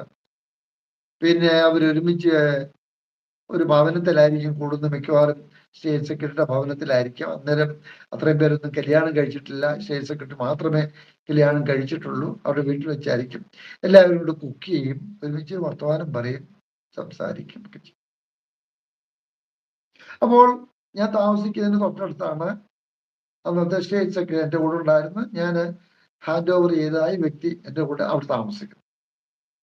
അവിടെ 3 ദിവസത്തെ മീറ്റിംഗ് കഴിഞ്ഞിട്ട് എല്ലാവരും തിരിച്ചു പോകുമ്പോൾ ഒരു ചെറുപ്പക്കാരി എൻ്റെ കൂടെ വർക്ക് ചെയ്യുന്നതായ ഒരു പെൺകുട്ടി, അവൾ എൻ്റെ അടുക്കൽ വന്നു. കാരണം എൻ്റെ കൂടെ കഴിഞ്ഞ 5 വർഷം ഉണ്ടായിരുന്ന. അടുത്ത് വന്നിട്ട് ഹലോ പറഞ്ഞേച്ച് പോകാനായിട്ട് വന്നു. അപ്പൊ ഞാനിങ്ങനെ ഒരു ഭിത്തിയോട് ഫേസ് ചെയ്തിരുന്ന ഒരു മേശ എടുത്തിരുന്ന് ഏതാണ്ടൊക്കെ എഴുതിക്കൊണ്ടിരിക്കുക. ഇടത്തോട്ടുള്ളതായി വഴി സൈഡിലോട്ട് നോക്കുമ്പോൾ ഒരു ഡോറുണ്ട്. ആ ഡോറിന്റെ അവിടെ വന്ന് നിന്നു. അവളുടെ മുഖം കണ്ട സമയത്ത് ഞാൻ പെട്ടെന്ന് ചോദിച്ചു, എന്താ നിന്റെ മുഖം പാടിയിരിക്കും? അത് ഒന്നുകിൽ ദൈവാത്മാവ് തന്നെ എന്നെ ബോധ്യപ്പെടുത്തി പറയിപ്പിച്ചതായിരിക്കും. ഞാൻ അത്ര കോൺഷ്യസ് ആയിട്ട് പറഞ്ഞാൽ അവളുടെ മുഖം വാടിയിരിക്കുന്നത് ഞാൻ കണ്ടു. ഹലോ പറഞ്ഞിച്ച് പോകാൻ വന്നതായ വ്യക്തി അന്ന് അവിടെ താമസിച്ചു. വീട്ടിൽ ഒരുപാട് പ്രശ്നങ്ങൾ, വിശ്വാസികളുള്ളതായ മാതാപിതാക്കളൊക്കെയാണെന്നാ പറയുന്നത്, വേർപെട്ട സഭയിലുള്ളതായ. പക്ഷെ ഭയങ്കര പ്രശ്നങ്ങളാണ്, അപ്പനും അമ്മയും സഹോദരും ഒക്കെ ആയിട്ട്. ഈ ഹൃദയത്തിന്റെ ഭാരങ്ങളുമായിട്ട് നടക്കാൻ തുടങ്ങിയിട്ട് ഒത്തിരി കാലമായി. ഇപ്രാവശ്യം വന്നപ്പോൾ അവൾ തീരുമാനിച്ചു എൻ്റെ മറ്റ് സഹോദരങ്ങളുമായിട്ട് ഇക്കാര്യം ഒന്ന് പങ്കിട്ട് പ്രാർത്ഥിക്കണം എന്ന്. പക്ഷേ അവിടെ വന്നു കഴിഞ്ഞപ്പോൾ കുറ്റമല്ല, അവിടുത്തെ അന്തരീക്ഷം അത്ര കൺഡ്യൂസീവ് ആയിരുന്നില്ല. നമുക്ക് വളരെ ഭാരമുള്ളൊരു കാര്യം ആരോടെങ്കിലും പറയണമെങ്കിൽ അതിനുള്ള ഒരു അന്തരീക്ഷം വേണം. പലയിടത്തുനിന്ന് വന്ന ആളുകളാണ്, അധികം പേരില്ല. പല കേരളത്തിന് തെക്ക് മുതൽ വടക്ക് വരെ ഉണ്ടായിരുന്ന ആളുകൾ ഒരുമിച്ച് കൂടുന്നപ്പം സന്തോഷമായിരുന്നു. പാട്ട് പാടുന്നു, പ്രാർത്ഥിക്കുന്നു, കഞ്ഞി വെക്കുന്നു, കറി വെക്കുന്നു, ഒരുമിച്ചിരുന്ന് എല്ലാ കാര്യങ്ങളും ചെയ്യുന്നു. അവൾക്ക് ഒരു എന്താ പറഞ്ഞ, അതിനൊരു പറയാനുള്ളതായ ഒരു ഓപ്പണിങ് കണ്ടില്ല. അവൾക്ക് പറയാൻ തോന്നിയില്ല. അവളുടെ കുറ്റമല്ല, അവൾ ഉണ്ടായിരുന്നവരുടെയും കുറ്റമല്ല. എനിക്കൊരു കാര്യം പറയാനുള്ളത്, എന്നെ വളരെ ഭാരപ്പെടുന്ന ഒരു വിഷയമുണ്ട് എന്ന് പറയാൻ അവളെ കൊണ്ട് സാധിച്ചില്ല. ഒരുപക്ഷെ അവരൊരുമിച്ചിരിക്കുന്ന സമയത്ത് നമ്മുടെ ജീവിതത്തിലെ ഏതെങ്കിലും പ്രയാസമുള്ള കാര്യങ്ങൾ പറയാനുള്ള അവസരമുണ്ട് എന്നൊരാൾ പറഞ്ഞിരുന്നെങ്കിൽ ചിലപ്പം അവൾക്ക് പറയാൻ പറ്റും. അങ്ങനെയുള്ളതായ ഒരു അവസരം ഉണ്ടായില്ല, പ്രത്യേകിച്ച് ആരും ചിന്തിച്ചു വരില്ല. അങ്ങനെ ഹെവി ആയിട്ടുള്ള മനസ്സോടുകൂടി ഒന്ന് പറഞ്ഞ് പ്രാർത്ഥിക്കണം എന്ന് വിചാരിച്ചിട്ട് സാധിക്കാത്ത ഭാരത്തോട് വന്നത് ഞാൻ കണ്ടു.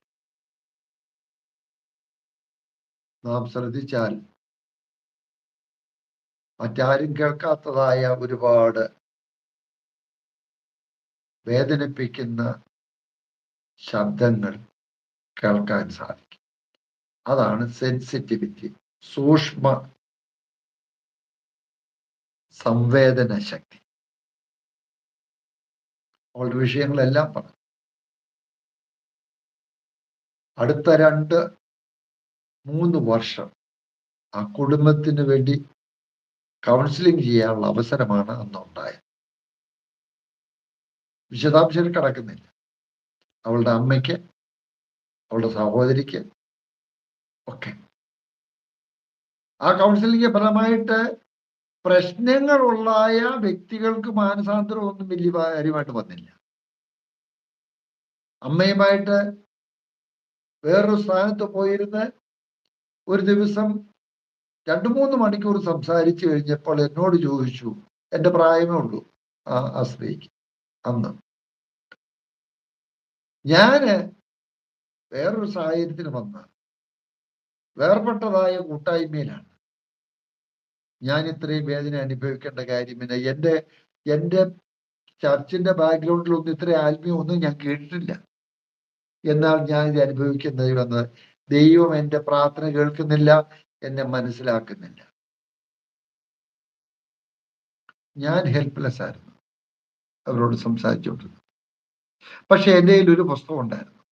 അപ്പോഴാണോ അയച്ചു കൊടുക്കാമെന്ന് അറിയത്തില്ല. ഡോണ്ട് വേസ്റ്റ് യുവർ സോറോസ് എന്ന് പറയുന്ന ഒരു പുസ്തകം. അതിന്റെ translation Thomas T Mathai, operation റിവേഴ്സലിലെ തോമസ് ടി മത്തായി ട്രാൻസ്ലേറ്റ് ചെയ്തതായ പുസ്തകം. നിങ്ങളുടെ ദുഃഖങ്ങളെ പാഴാക്കരുത്. എനിക്ക് വളരെ പരിമിതി ഉണ്ടായി എന്നെ കൊണ്ടൊന്നും പറഞ്ഞ് മനസ്സിലാക്കാൻ സാധിച്ചില്ലല്ലോ എന്ന് എനിക്ക് തോന്നി. ഞാൻ ഈ പുസ്തകം കൊടുത്തു. ഇന്നത്തെ കാലത്ത് ഫോണൊന്നുമില്ല. 2 ആഴ്ച കഴിഞ്ഞപ്പോൾ എനിക്കൊരു എഴുത്ത് കിട്ടി. ആ പുസ്തകം എന്നെ സ്പർശിച്ചു. മാത്രമല്ല,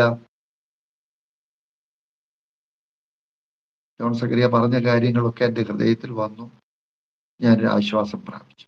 ചുരുക്കി പറയാം, തൻ്റെ ഈ നമ്മുടെ കൂടെ വർക്ക് ചെയ്യുന്ന സഹോദരി അവരുടെ ജോലിക്കാരനുമായിട്ട് ഒളിച്ചോടാൻ പ്ലാൻ ഇട്ടതാണ്. വീട്ടിലെ അന്തരീക്ഷം കൊണ്ട് ഒരു അംഗീകാരമില്ലാതെ, ഒരു സ്നേഹമില്ലാത്ത അന്തരീക്ഷത്തിൽ ഒളിച്ചോടാനായിട്ടിരുന്ന അവള് അതിൽ നിന്ന് രക്ഷപ്പെടാനിടയായി. ഒരുപാട് കാര്യങ്ങൾ, ഒരൊറ്റ കാര്യം കൊണ്ട്. ഏതാണ്? Why you are sad? നിന്റെ മുഖം എന്താ വാടിയിരിക്കുന്നത് ചോദിക്കാനുള്ളതായ സെൻസിറ്റിവിറ്റി നമുക്കുണ്ടെങ്കിൽ നമ്മൾ വിചാരിക്കാത്ത ലെവലിൽ അനേകർക്ക് ശുശ്രൂഷ ചെയ്യാൻ സാധിക്കും. അത് ദൈവകൃപയാണ്. പക്ഷേ നമ്മുടെ വില്ലിങ്നെസ്. അതുകൊണ്ട് സഹാനുഭൂതിയെ കൂടെ അവരെ നമ്മെ പോലെ കരുതിക്കൊണ്ട് മറ്റുള്ളവർ കാണാത്ത ആവശ്യങ്ങളിൽ അവരുടെ ഉള്ളിലെ തേങ്ങലുകൾ കാണുവാനുള്ളതായ പ്രാപ്തി ഉണ്ടാകും. കർത്താവ് ആ പരീശന്റെ വീട്ടിൽ വെച്ച് പരീശനോട് ചോദിച്ചു, നീ ഇവളെ കണ്ടോന്ന് ചോദിച്ചു. നീ അവളെ കാണുന്നില്ലേ എന്ന് ചോദിച്ചു. കാരണം വെച്ചാൽ അവൻ കണ്ടത് പുറമേ ഉള്ളത് മാത്രമാണ്. അവളുടെ ഉള്ളില് കാണാനായിട്ട് പരീശനായ അവന്റെ പേര് വിട്ടുപോയി. ശിമോൻ.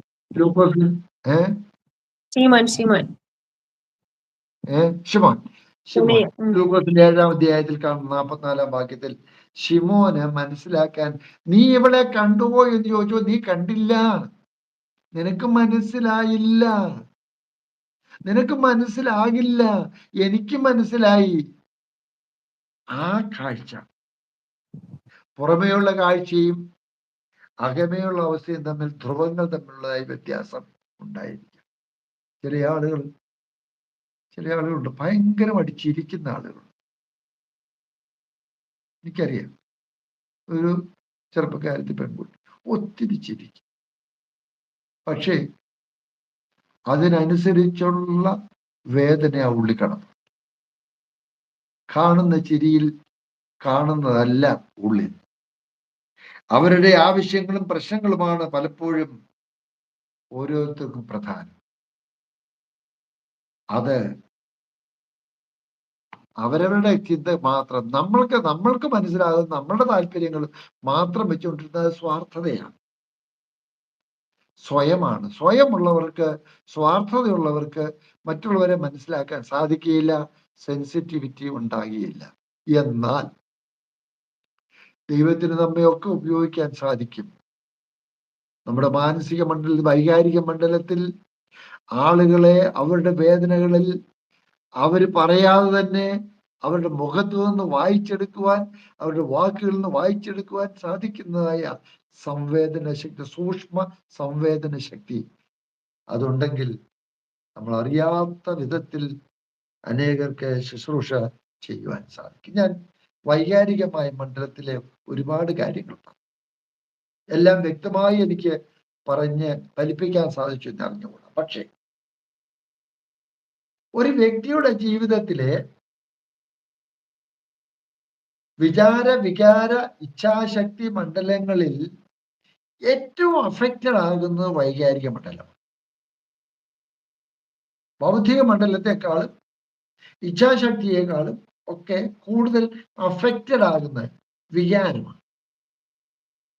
അവിടെ സ്പർശിക്കാൻ നമ്മളുടെ വികാര മണ്ഡലം കൊണ്ട് സാധിക്കും.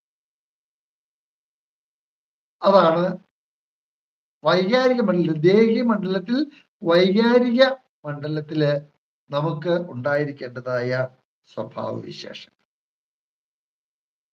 മൂന്നാമത് ഇച്ഛാശക്തി, വിൽ. അതിനകത്ത് നമുക്ക് വളരെ ഡിസിപ്ലിൻ ഉണ്ടായി. അച്ചടക്കം.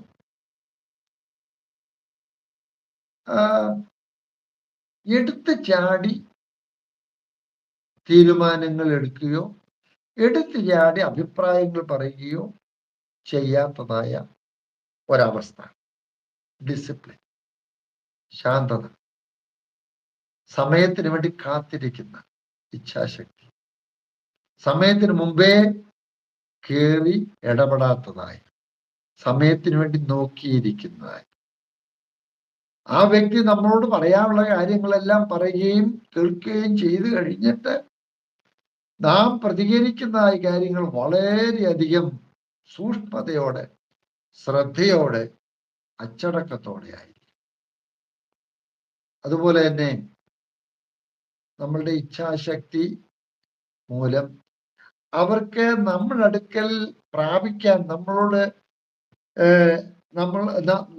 അടുക്കലേക്ക് വരുവാനുള്ളതായ ഒരു മനസ്സുണ്ടാക്കണം, അവൈലബിലിറ്റി ഉണ്ടാകും. പലപ്പോഴും നമ്മൾ അവരെ ബിസി ആയിരിക്കും. ചില ആളുകൾ പറയാറുണ്ട്, എന്നെ ഈ അടുത്ത സാർ വളരെ ബിസി ആണെന്ന് തോന്നിയോണ്ടാണ് ഞാൻ വിളിക്കാത്തത്. ബിസി ആയിരിക്കാം. ഞാൻ പറഞ്ഞു ബിസി ആയിരുന്നോണ്ട് ബിസി അല്ലെന്ന് ഞാൻ പറയുന്നില്ല. പക്ഷേ എൻ്റെ സമയം നിങ്ങൾക്ക് വേണ്ടി കൂടെ ഉള്ളതാണ്. ഏത് സമയത്തും വിളിക്കാനുള്ള സ്വാതന്ത്ര്യം. ചിലപ്പോൾ നമ്മളെ വിളിക്കുകയോ നമ്മുടെ ഒരു സഹായം ആവശ്യപ്പെടുകയോ നമ്മളോട് കൗൺസിലിംഗ് ചോദിക്കുകയോ അല്ലെങ്കിൽ വേറെ എന്തെങ്കിലും ഒരു സഹായം നമ്മളുടെ അവൈലബിലിറ്റി ഉണ്ടെങ്കിൽ നമുക്ക് ചിലപ്പോൾ കാര്യങ്ങൾ മാറ്റി വെച്ച് പോകേണ്ടി വരുമായിരിക്കും. എൻ്റെ കാര്യങ്ങളെല്ലാം തീർന്ന് എനിക്കെല്ലാം സ്വസ്ഥമായി കഴിഞ്ഞിട്ട് ഞാൻ അവൈലബിൾ ആയിരിക്കുക എന്ന് പറയുന്നതല്ല. We must be available. നമ്മളുടെ അസൗകര്യങ്ങൾ എന്ന് പറഞ്ഞാൽ നമ്മൾ ചെയ്യേണ്ടതായ കാര്യങ്ങൾ ചെയ്യാതെ അവഗണിച്ചിട്ട് പോകണമെന്നുള്ളതല്ല ഉദ്ദേശിക്കുന്നത്. അതിനോടൊപ്പം മറ്റുള്ളവരുടെ ആവശ്യങ്ങളിൽ, അത്യാവശ്യങ്ങളിൽ അവൈലബിൾ ആയിരിക്കാൻ നമുക്ക് സാധിക്കണം. അതിനുള്ളതായ തീരുമാന ശക്തി വേണം. ഞാനൊരു അരമണിക്കൂർ കഴിഞ്ഞ് വരാം, കുഴപ്പമില്ല. അല്ല 1 മണിക്കൂർ കഴിഞ്ഞ് മതിയോ ചോദിക്കാൻ കുഴപ്പമില്ല. അല്ല ഇപ്പൊ അത്യാവശ്യമായിട്ട് വേണോ, വരാം, ഞാനൊരു അരമണിക്കൂർ തരാം. ഏത് വിധത്തിലാണെങ്കിലും നമ്മൾ അവൈലബിൾ ആണെന്നുള്ളത് അവർക്ക് ബോധ്യപ്പെടണം. അല്ലെങ്കിൽ നമ്മുടെ അടുക്കൽ ആരും വരില്ല. കൗൺസിലിങ്ങിന്റെ സെറ്റപ്പിൽ ഇരുന്ന് എനിക്ക് സമയം 8 മുതൽ 11 വരെ ഉള്ള സമയമാണ് എൻ്റെ കൗൺസിലിംഗ് സമയം. ആ സമയത്ത് ആർക്ക് വേണേ വരാം, ആർക്ക് വേണേ വിളിക്കാം, അത് കഴിഞ്ഞ് എന്നെ കിട്ടുകയില്ല എന്ന് പറയുന്ന രീതിയല്ല. സമയം കൃത്യം ചെയ്യരുതെന്നല്ല അതിന്റെ അർത്ഥം. ആവശ്യത്തിലിരിക്കുന്നവൻ വരുമ്പോൾ അവന് വേണ്ടി അവൈലബിൾ ആയിരിക്കണം. തന്റെ ഭവനത്തിൽ രോഗബാധിതനായി കിടന്ന ദാസന്റെ സൗഖ്യത്തിന് വേണ്ടി അപേക്ഷിച്ചതായ ശതാധിപൻ യേശു ഇങ്ങനെ പോയിക്കൊണ്ടിരിക്കുക, ഏതാണ്ട് പ്രോഗ്രാമുമായിട്ട് പോയിക്കൊണ്ടിരിക്കുക. അപ്പൊ പറഞ്ഞു, ഞാൻ വരും, ഞാൻ നിന്റെ ഭവനത്തിൽ വരും. അവൻ പറഞ്ഞു, എന്റെ ഭവനത്തിൽ വരാനായിട്ട് എനിക്ക് യോഗ്യതയില്ല, നീ ഒരു വാക്ക് കൽപ്പിച്ചാൽ മതി. കർത്താവ് പറയാറില്ലല്ലോ, ഞാൻ വാക്ക് കൽപ്പിക്കാം, ശരി നിന്റെ ദാസന് സൗഖ്യമാകട്ടെ എന്നല്ല കർത്താവ് പറഞ്ഞു. ഞാൻ വരാം. ഞാൻ വരാമെന്ന് പറഞ്ഞിട്ട് വേണ്ട എന്ന് പറഞ്ഞു അവന്റെ ദാസന് ഒരു വാക്ക് കൽപ്പിച്ച് സൗഖ്യമായെങ്കിലും വരാമെന്ന് പറഞ്ഞതിന്റെ ആ ഇഫക്റ്റ് വലിയതാണ്. കർത്താവിനെല്ലാം അറിയാമായിരുന്നു. വരാമെന്ന് പറഞ്ഞാൽ അവൻ മറുപടി പറയാൻ പോകുന്ന ഇതാണെന്ന് ചിലപ്പോൾ അറിയാമായിരിക്കും. അവൻ ഒടുവിലേക്ക് നിന്റെ ദാസൻ സൗഖ്യമായിരിക്കും എന്ന് പറയുമ്പോൾ സൗഖ്യമാകുമായിരിക്കും. എന്നാ പിന്നെ കർത്താവ് നേരത്തെ അത് പറഞ്ഞാൽ മതിയല്ലോ. അല്ല, ഞാൻ അവൈലബിൾ ആണ്, ഞാൻ വരാം. അവൻ സ്വീകരിച്ചെങ്കിൽ അവൻ പോയേനെ. സക്കായി ഒന്ന് കാണാൻ ആഗ്രഹിച്ചു, കാണണം എന്നേ വിചാരിച്ചു. ആരും കാണാതെ കാണണം എന്ന് വിചാരിച്ചു. അതുകൊണ്ട് ആ കാട്ടത്തിമേർക്ക് നിങ്ങളെ കുറവുമായിരുന്നു. കർത്താവ് കണ്ടു. എന്നെ കണ്ടോ, കാണാൻ നീ കണ്ടല്ലോ, സന്തോഷം എന്നല്ല കർത്താവ് പറഞ്ഞത്. ഞാൻ നിന്റെ വീട്ടിൽ പാർക്കേണ്ടതാണ്. എവിടെ? ഭാരവാരങ്ങളുമായിട്ട് ഇങ്ങനെ യാത്ര പോവുകയാണ്, ശുശ്രൂഷയിലേക്ക് പൊയ്ക്കൊണ്ടിരിക്കുക. അവിടെ വെച്ച് നിർത്തി, ഞാൻ ഇന്ന് നിന്റെ വീട്ടിൽ പാർക്കട്ടെ. ഞാനും ആലോചിക്കാറുണ്ട്, യേശു കൂടെ ആരെല്ലാം ഉണ്ടായിരുന്നു? 12 ശിഷ്യന്മാരും ഉണ്ടായിരുന്നു, ജനക്കൂട്ടം ഉണ്ടായിരുന്നു. ഏതായാലും ഈ 12 യേശുവും കൂടെ ആണോ സഖായുടെ വീട്ടിൽ പോയി താമസിച്ചെന്ന് എനിക്ക് അറിയാൻ പാടില്ല. പക്ഷെ കർത്താവ് പോയി. He was available. അവനാവശ്യമായിരിക്കുന്നത് ഒരു അംഗീകാരമാണെന്ന് കർത്താവിന് മനസ്സിലായി. അവന് തെറ്റുകളെ ചൂണ്ടിക്കാണിക്കുക എന്നുള്ളതും ഉണ്ട്. അത് അവന് ഞാൻ നിന്റെ വീട്ടിൽ വന്ന് പാർക്കുന്നതാണെന്ന് പറഞ്ഞപ്പോഴേ അവന് മാനസാന്തരം. അവനോട് നീ ഇന്ന കാര്യങ്ങൾ ചെയ്യണമെന്നൊന്നും പറഞ്ഞില്ല. അവൻ വലിയ അഴിമതി വീരനൊന്നും ആയിരുന്നു ഞാൻ വിചാരിക്കുന്നില്ല. കാരണം അവന്റെ പറഞ്ഞ ഓർക്കുക, എന്റെ വസ്തുവകയിൽ പകുതി ഞാൻ ദരിദ്രർക്ക് കൊടുക്കും. പിന്നെ അനാവശ്യമായിട്ട് ഞാൻ ആരോടേലും വാങ്ങിച്ചിട്ടുണ്ടെങ്കിൽ 4 ഇരട്ടി കൊടുക്കുന്നു. അപ്പോ അങ്ങനെയുള്ളതായ എമൗണ്ട് ഉണ്ട്, പക്ഷേ അതല്ലായിരുന്നു ഭൂരിഭാഗവും. 4 ലക്ഷം രൂപയാണ് അവന് സ്വത്തുണ്ടായിരുന്നെങ്കിൽ 2 ലക്ഷം രൂപ ദരിദ്രർക്ക് കൊടുത്തു. ബാക്കിയുള്ള 2 ലക്ഷത്തിൽ 45,000 രൂപയാണ് അവൻ മറ്റുള്ളവരിൽ നിന്ന് അതിക്രമിച്ചു വാങ്ങിച്ചതെങ്കിൽ 4 ഇരട്ടി ആയപ്പോൾ 1,80,000 കഴിഞ്ഞു. ഇപ്പൊ 4 ലക്ഷത്തിൽ അവന്റെ കയ്യിൽ ബാക്കി എത്ര ഉണ്ട്? 20,000 രൂപയുണ്ട്. നമ്മൾ പലപ്പോഴും ചിന്തിക്കാറില്ല അവന്റെ തീരുമാനം എന്തായിരുന്നു. കർത്താവ് ഒന്നും പറഞ്ഞില്ല, നീ അവിടെ പോയിരുന്ന ചുങ്കം പിരിച്ചെടുത്തൊക്കെ വാങ്ങിച്ചതൊക്കെ അങ്ങ് കൊടുക്കണം കേട്ടോ, ഒന്നും പറഞ്ഞില്ല. അവൻ കോമ്പൻസേറ്റ് ചെയ്ത് അങ്ങനൊന്നും അല്ല, ആദ്യമേ പകുതി അങ്ങ് കൊടുക്കാമെന്ന് പറഞ്ഞു. പിന്നെ എന്തെങ്കിലും ചതിവായി വാങ്ങിയിട്ടുണ്ടെങ്കിൽ എന്ന് പറഞ്ഞാൽ അവൻ അങ്ങനെ ഒരു സ്വഭാവം ഉള്ളവനായിരുന്നില്ല, എങ്കിലും വന്നിട്ടുണ്ട് അതിന് താരരട്ടി. ഈ മാനസാന്തരം കർത്താവ് പറഞ്ഞ് ഞാൻ നിന്റെ വീട്ടിൽ പാർക്കേണ്ടതാണ്. അംഗീകാരം, പ്രാപ്യത, അവൈലബിലിറ്റി. എത്ര ദൂരം പോണമെന്നോ എപ്പോ ചെല്ലണമെന്നോ ഒന്നും അന്വേഷിക്കാതെ ഈ ശതാധിപന്റെ ദാസനെ സൗഖ്യമാക്കുവാൻ ഞാൻ വരാമെന്ന് പറഞ്ഞതായ സംഗതി. ഞാൻ നിങ്ങളെ കേൾക്കാൻ തയ്യാറാണ്. ഞാൻ നിങ്ങളുടെ വേദനയും നിങ്ങളോട് കൂടെ ഉണ്ട്. നിങ്ങളുടെ ഹൃദയത്തിലെ ഭാരം ഞാൻ മനസ്സിലാക്കുന്നു. ഞാൻ അതിനോട് താതാത്മ്യം പ്രാപിക്കുന്നവനാണ്. ഒന്ന് തോളിൽ തട്ടി ധൃതി കാട്ടാതെ ആശ്വസിപ്പിക്കാൻ സാധിക്കുന്നത്. നമ്മുടെ പ്രതികരണം ഇപ്രകാരമായിരിക്കണം. പറയൂ, നിന്റെ വേദന ശ്രവിക്കുവാൻ ഞാൻ ഇവിടെയുണ്ട്. നിന്നോട് കൂടെ നടക്കാൻ ഞാൻ തയ്യാറാണ്. നിന്റെ ചിന്താഭാരങ്ങൾ പറയുവാൻ നീ സമയം എത്ര വേണമെങ്കിലും എടുത്തുള്ളൂ. ഞാൻ കേൾക്കാം, ഞാൻ കാത്തു നിൽക്കാം. അവൈലബിലിറ്റി മറ്റുള്ളവർക്ക് വേണ്ടി. മറ്റൊരു കാര്യം, ഇച്ഛാശക്തിയിൽ, വിൽ പവറില് ഉണ്ടായിരിക്കേണ്ടത് കോൺഫിഡൻഷ്യാലിറ്റി.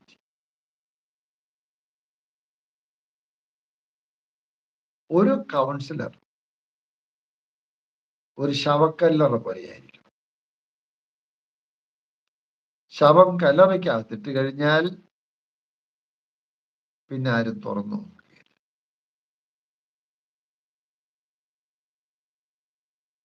മറ്റുള്ളവർ നമ്മോട് പറയുന്നതായ ഭാരപ്പെടുത്തുന്ന വിഷയങ്ങൾ നമ്മുടെ ജീവിത പങ്കാളിയോട് പോലും പറയാൻ പാടില്ല. നിങ്ങൾ പറയുന്ന കാര്യങ്ങൾ ഞാൻ രഹസ്യമായി സൂക്ഷിക്കും എന്ന് പറഞ്ഞാൽ ആ വാക്ക് പാലിക്കും. ഒരു പക്ഷേ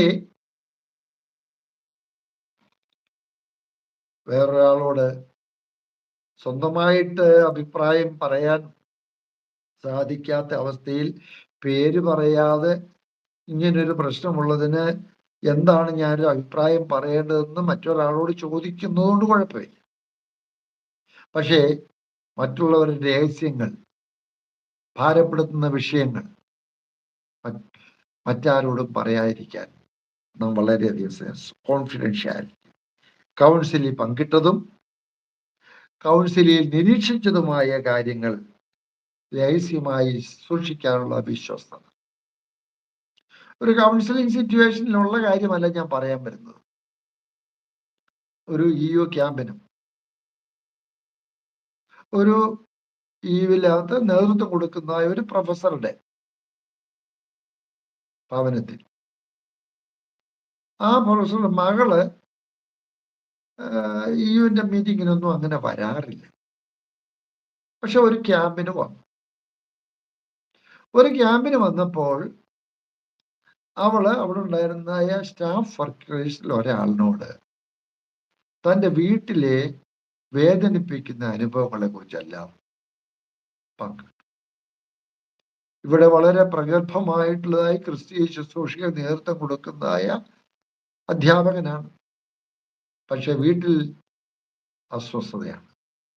അദ്ദേഹത്തിന്റെ സംസാര രീതിയോ ഭാവങ്ങളോ ഭാര്യയുമായിട്ടുള്ളതായ ഇടപാടുകളോ ഒക്കെ വളരെ വേദനിക്കുന്നതാണ്. ഈ മകൾ ഉൾപ്പെടെ 2-3 മക്കളുണ്ട്, അവരെയൊക്കെ വേദനിപ്പിക്കുന്ന സംഗതിയാണ്. അതൊന്നും മറ്റുള്ളവർക്ക് അറിയാൻ പാടില്ല. പ്രൊഫസർ നല്ലൊരു മനുഷ്യനാണ്. എന്താണ് യഥാർത്ഥത്തിലുള്ളതായ അവസ്ഥ, ആരുടെ കുഴപ്പം കൊണ്ടാണെന്നും നമുക്കറിയാൻ പാടില്ല. ഏതായാലും ഈ കുട്ടി പറഞ്ഞത്, ഈ മോള് പറഞ്ഞത്, തന്റെ പിതാവിനെ കൊണ്ട് വീട്ടിലൊരു സ്വസ്ഥതയില്ല. കേട്ടതായ സ്റ്റാഫ് വർക്കർ ഷോക്കിലായി. കാരണം അത്രമാത്രം ബഹുമാന്യനായ ക്രിസ്തീയ ശുശ്രൂഷകനാണ് ഈ പിതാവ്. എന്തു ചെയ്യും? ഹൃദയത്തിന്റെ ഭാരം ആരോട് പറയും?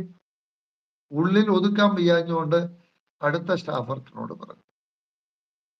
പ്രാർത്ഥിക്കണേന്നാ പറഞ്ഞ്, കൊട്ടിഘോഷിക്കണേന്നല്ല പറഞ്ഞ്.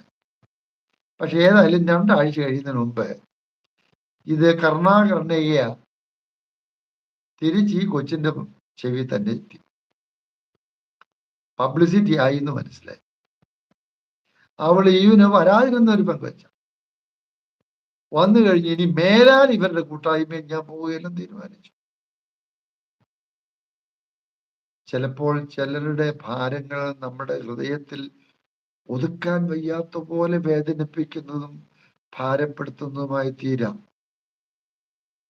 സെൻസിറ്റിവിറ്റി ഉള്ളതുകൊണ്ട്, അവരുടെ ഭാരം ഉൾക്കൊള്ളാൻ മനസ്സുള്ളതുകൊണ്ട്. പക്ഷേ അത് പരസ്യപ്പെടുത്താൻ പാടില്ല.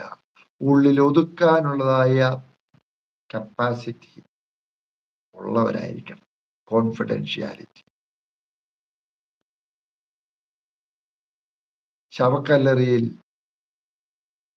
ഒരു മൃതദേഹം ഇട്ട് കഴിഞ്ഞാൽ തുറന്നു നോക്കാത്ത രീതിയിൽ സൂക്ഷിക്കുന്ന അനുഭവം. അതേ സമയത്ത് കൗൺസിലിംഗ് എന്ന് പറയുന്നത് ഉപദേശിക്കുകയോ ഗുണദോഷിക്കുകയോ പരിഹാരം ഉണ്ടാക്കി കൊടുക്കുകയോ ഒന്നുമല്ല.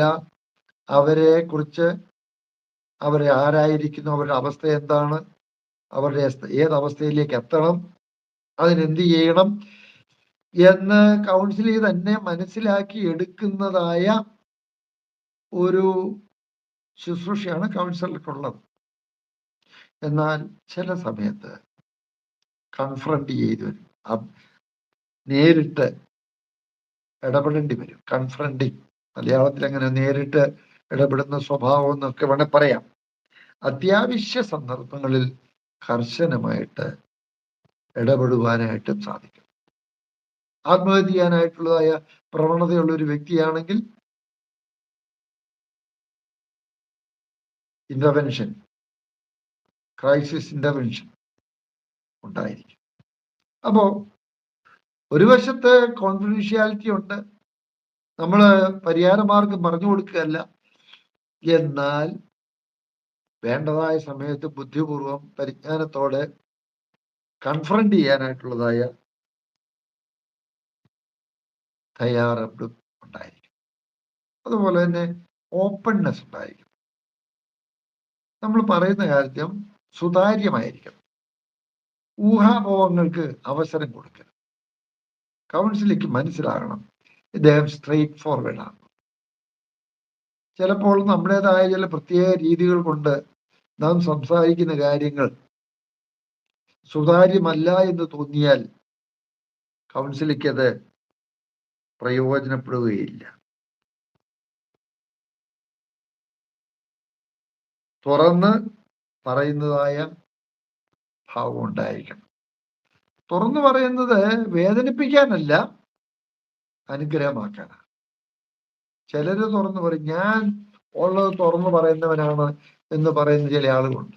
എന്ന് പറഞ്ഞാൽ നിങ്ങൾക്ക് എന്തോ വേദന ഉണ്ടാകുന്ന എനിക്ക് വിഷയമല്ല, ഞാൻ പറയാനുള്ള പറയും. അങ്ങനല്ല, വേദനിപ്പിക്കാനില്ല, അനുഗ്രഹമാകാൻ വേണ്ടി തുറന്നു പറയുന്നതായ അനുഭവം ഉണ്ടായിരിക്കണം. ഒരു കാര്യം കൂടെ, ആ ഇച്ഛാശക്തിയോടുള്ള ബന്ധത്തിൽ, വിൽ പവറിനോടുള്ള ബന്ധത്തിൽ അത്യാവശ്യം സൂക്ഷിക്കേണ്ടതായ ഡിസ്റ്റൻസ് സൂക്ഷിക്കുകയും വേണം. അടുപ്പവും വേണം, വേണ്ടതായ അകൽച്ചയും വേണം. ആവശ്യത്തെ കവിഞ്ഞ അവരുടെ കാര്യങ്ങളിൽ ഇടപെട്ട് ഒടുവിൽ ചക്കും ചക്കാലയും കൂടെ കറങ്ങുക എന്ന് പറയുന്നൊരു സംഗതിയുണ്ട്. അതുണ്ടായിരുന്നു. ഒരുപക്ഷെ സാമ്പത്തികമായ വിഷയങ്ങളിൽ ചിലപ്പോൾ എന്തെങ്കിലും സഹായം ചെയ്യേണ്ടി വന്നാൽ കുഴപ്പമില്ല, പക്ഷേ ഒടുവിൽ അതൊരു ബന്ധനമായിട്ട് തീരുന്നതായ ഇടപാടുകൾ ഉണ്ടായിരുന്നു. അവർക്ക് നമ്മളെ കൂടാതെ ജീവിക്കാൻ പറ്റില്ല എന്ന് പറയുന്നതായ ഒരു ബന്ധനത്തിലേക്ക് നമ്മളെ കൊണ്ടെത്തിക്കരുത്. അത്യാവശ്യമുള്ള ഡിസ്റ്റൻസ് സൂക്ഷിക്കുകയും വേണം. ഇതൊക്കെ വിശദമായിട്ട് പ്രായോഗികമായിട്ട് നമ്മൾ കൗൺസിൽ ചെയ്യുന്ന സമയത്ത് മാത്രമേ അതിൻ്റെ പരിമാണം, അളവ് മനസ്സിലാക്കാൻ സാധിക്കുകയുള്ളൂ. സാമൂഹ്യമായിട്ട് ശാരീരികമായിട്ട് സൂക്ഷിക്കേണ്ട ദൂരം, അത് സെയിം ജെൻഡറിൽപ്പെട്ടതായാലും ശരി, ഓപ്പോസിറ്റ് ജെൻഡറിൽപ്പെട്ടായാലും ശരി, എല്ലാവരോടും സൂക്ഷിക്കേണ്ടതായ സാമൂഹ്യമായിട്ടും ശാരീരികമായും അല്ലാതെ മറ്റുള്ളതായ കാര്യങ്ങളിലാണെങ്കിലും സൂക്ഷിക്കേണ്ട ദൂരം സൂക്ഷിക്കുകയും വേണം. എന്നാൽ അടുപ്പവും ഉണ്ടായിരിക്കും. ഇത്രയും കാര്യങ്ങളാണ് മാനസിക മണ്ഡലത്തിൽ, ദേഹി മണ്ഡലത്തിൽ, മാനസിക മണ്ഡലത്തിലല്ല, ദേഹി മണ്ഡലത്തിൽ. ദേഹി മണ്ഡലത്തിൽ മനസ്സ്, ഇന്റലിജൻസ്, ഇമോഷൻസ്, വികാരം, ഇച്ഛാശക്തി, ഈ 3 കാര്യങ്ങളിൽ ഒരു കൗൺസിലർക്ക് ഉണ്ടായിരിക്കേണ്ടതായ പ്രത്യേക സ്വഭാവങ്ങൾ, സ്വഭാവവിശേഷങ്ങൾ ഇവയാണ്. നമ്മളുടെ സമയം 1.5 മണിക്കൂറായി. ഞാൻ തീർക്കാമെന്ന് വിചാരിച്ചിട്ട് തീർന്നില്ല. നമുക്ക് അടുത്ത ക്ലാസ്സിൽ തുടരുന്നതല്ലേ നല്ലത്.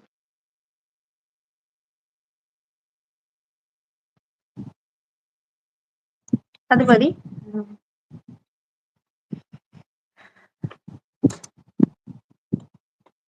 ചുരുക്കി പറഞ്ഞാൽ ശരിയാവില്ല, നന്നായിട്ട് നല്ല രീതിയിൽ പറയുന്നതാണ് നല്ലത്. അപ്പൊ നമുക്ക് അടുത്ത ക്ലാസ്സിൽ കേൾക്കാം.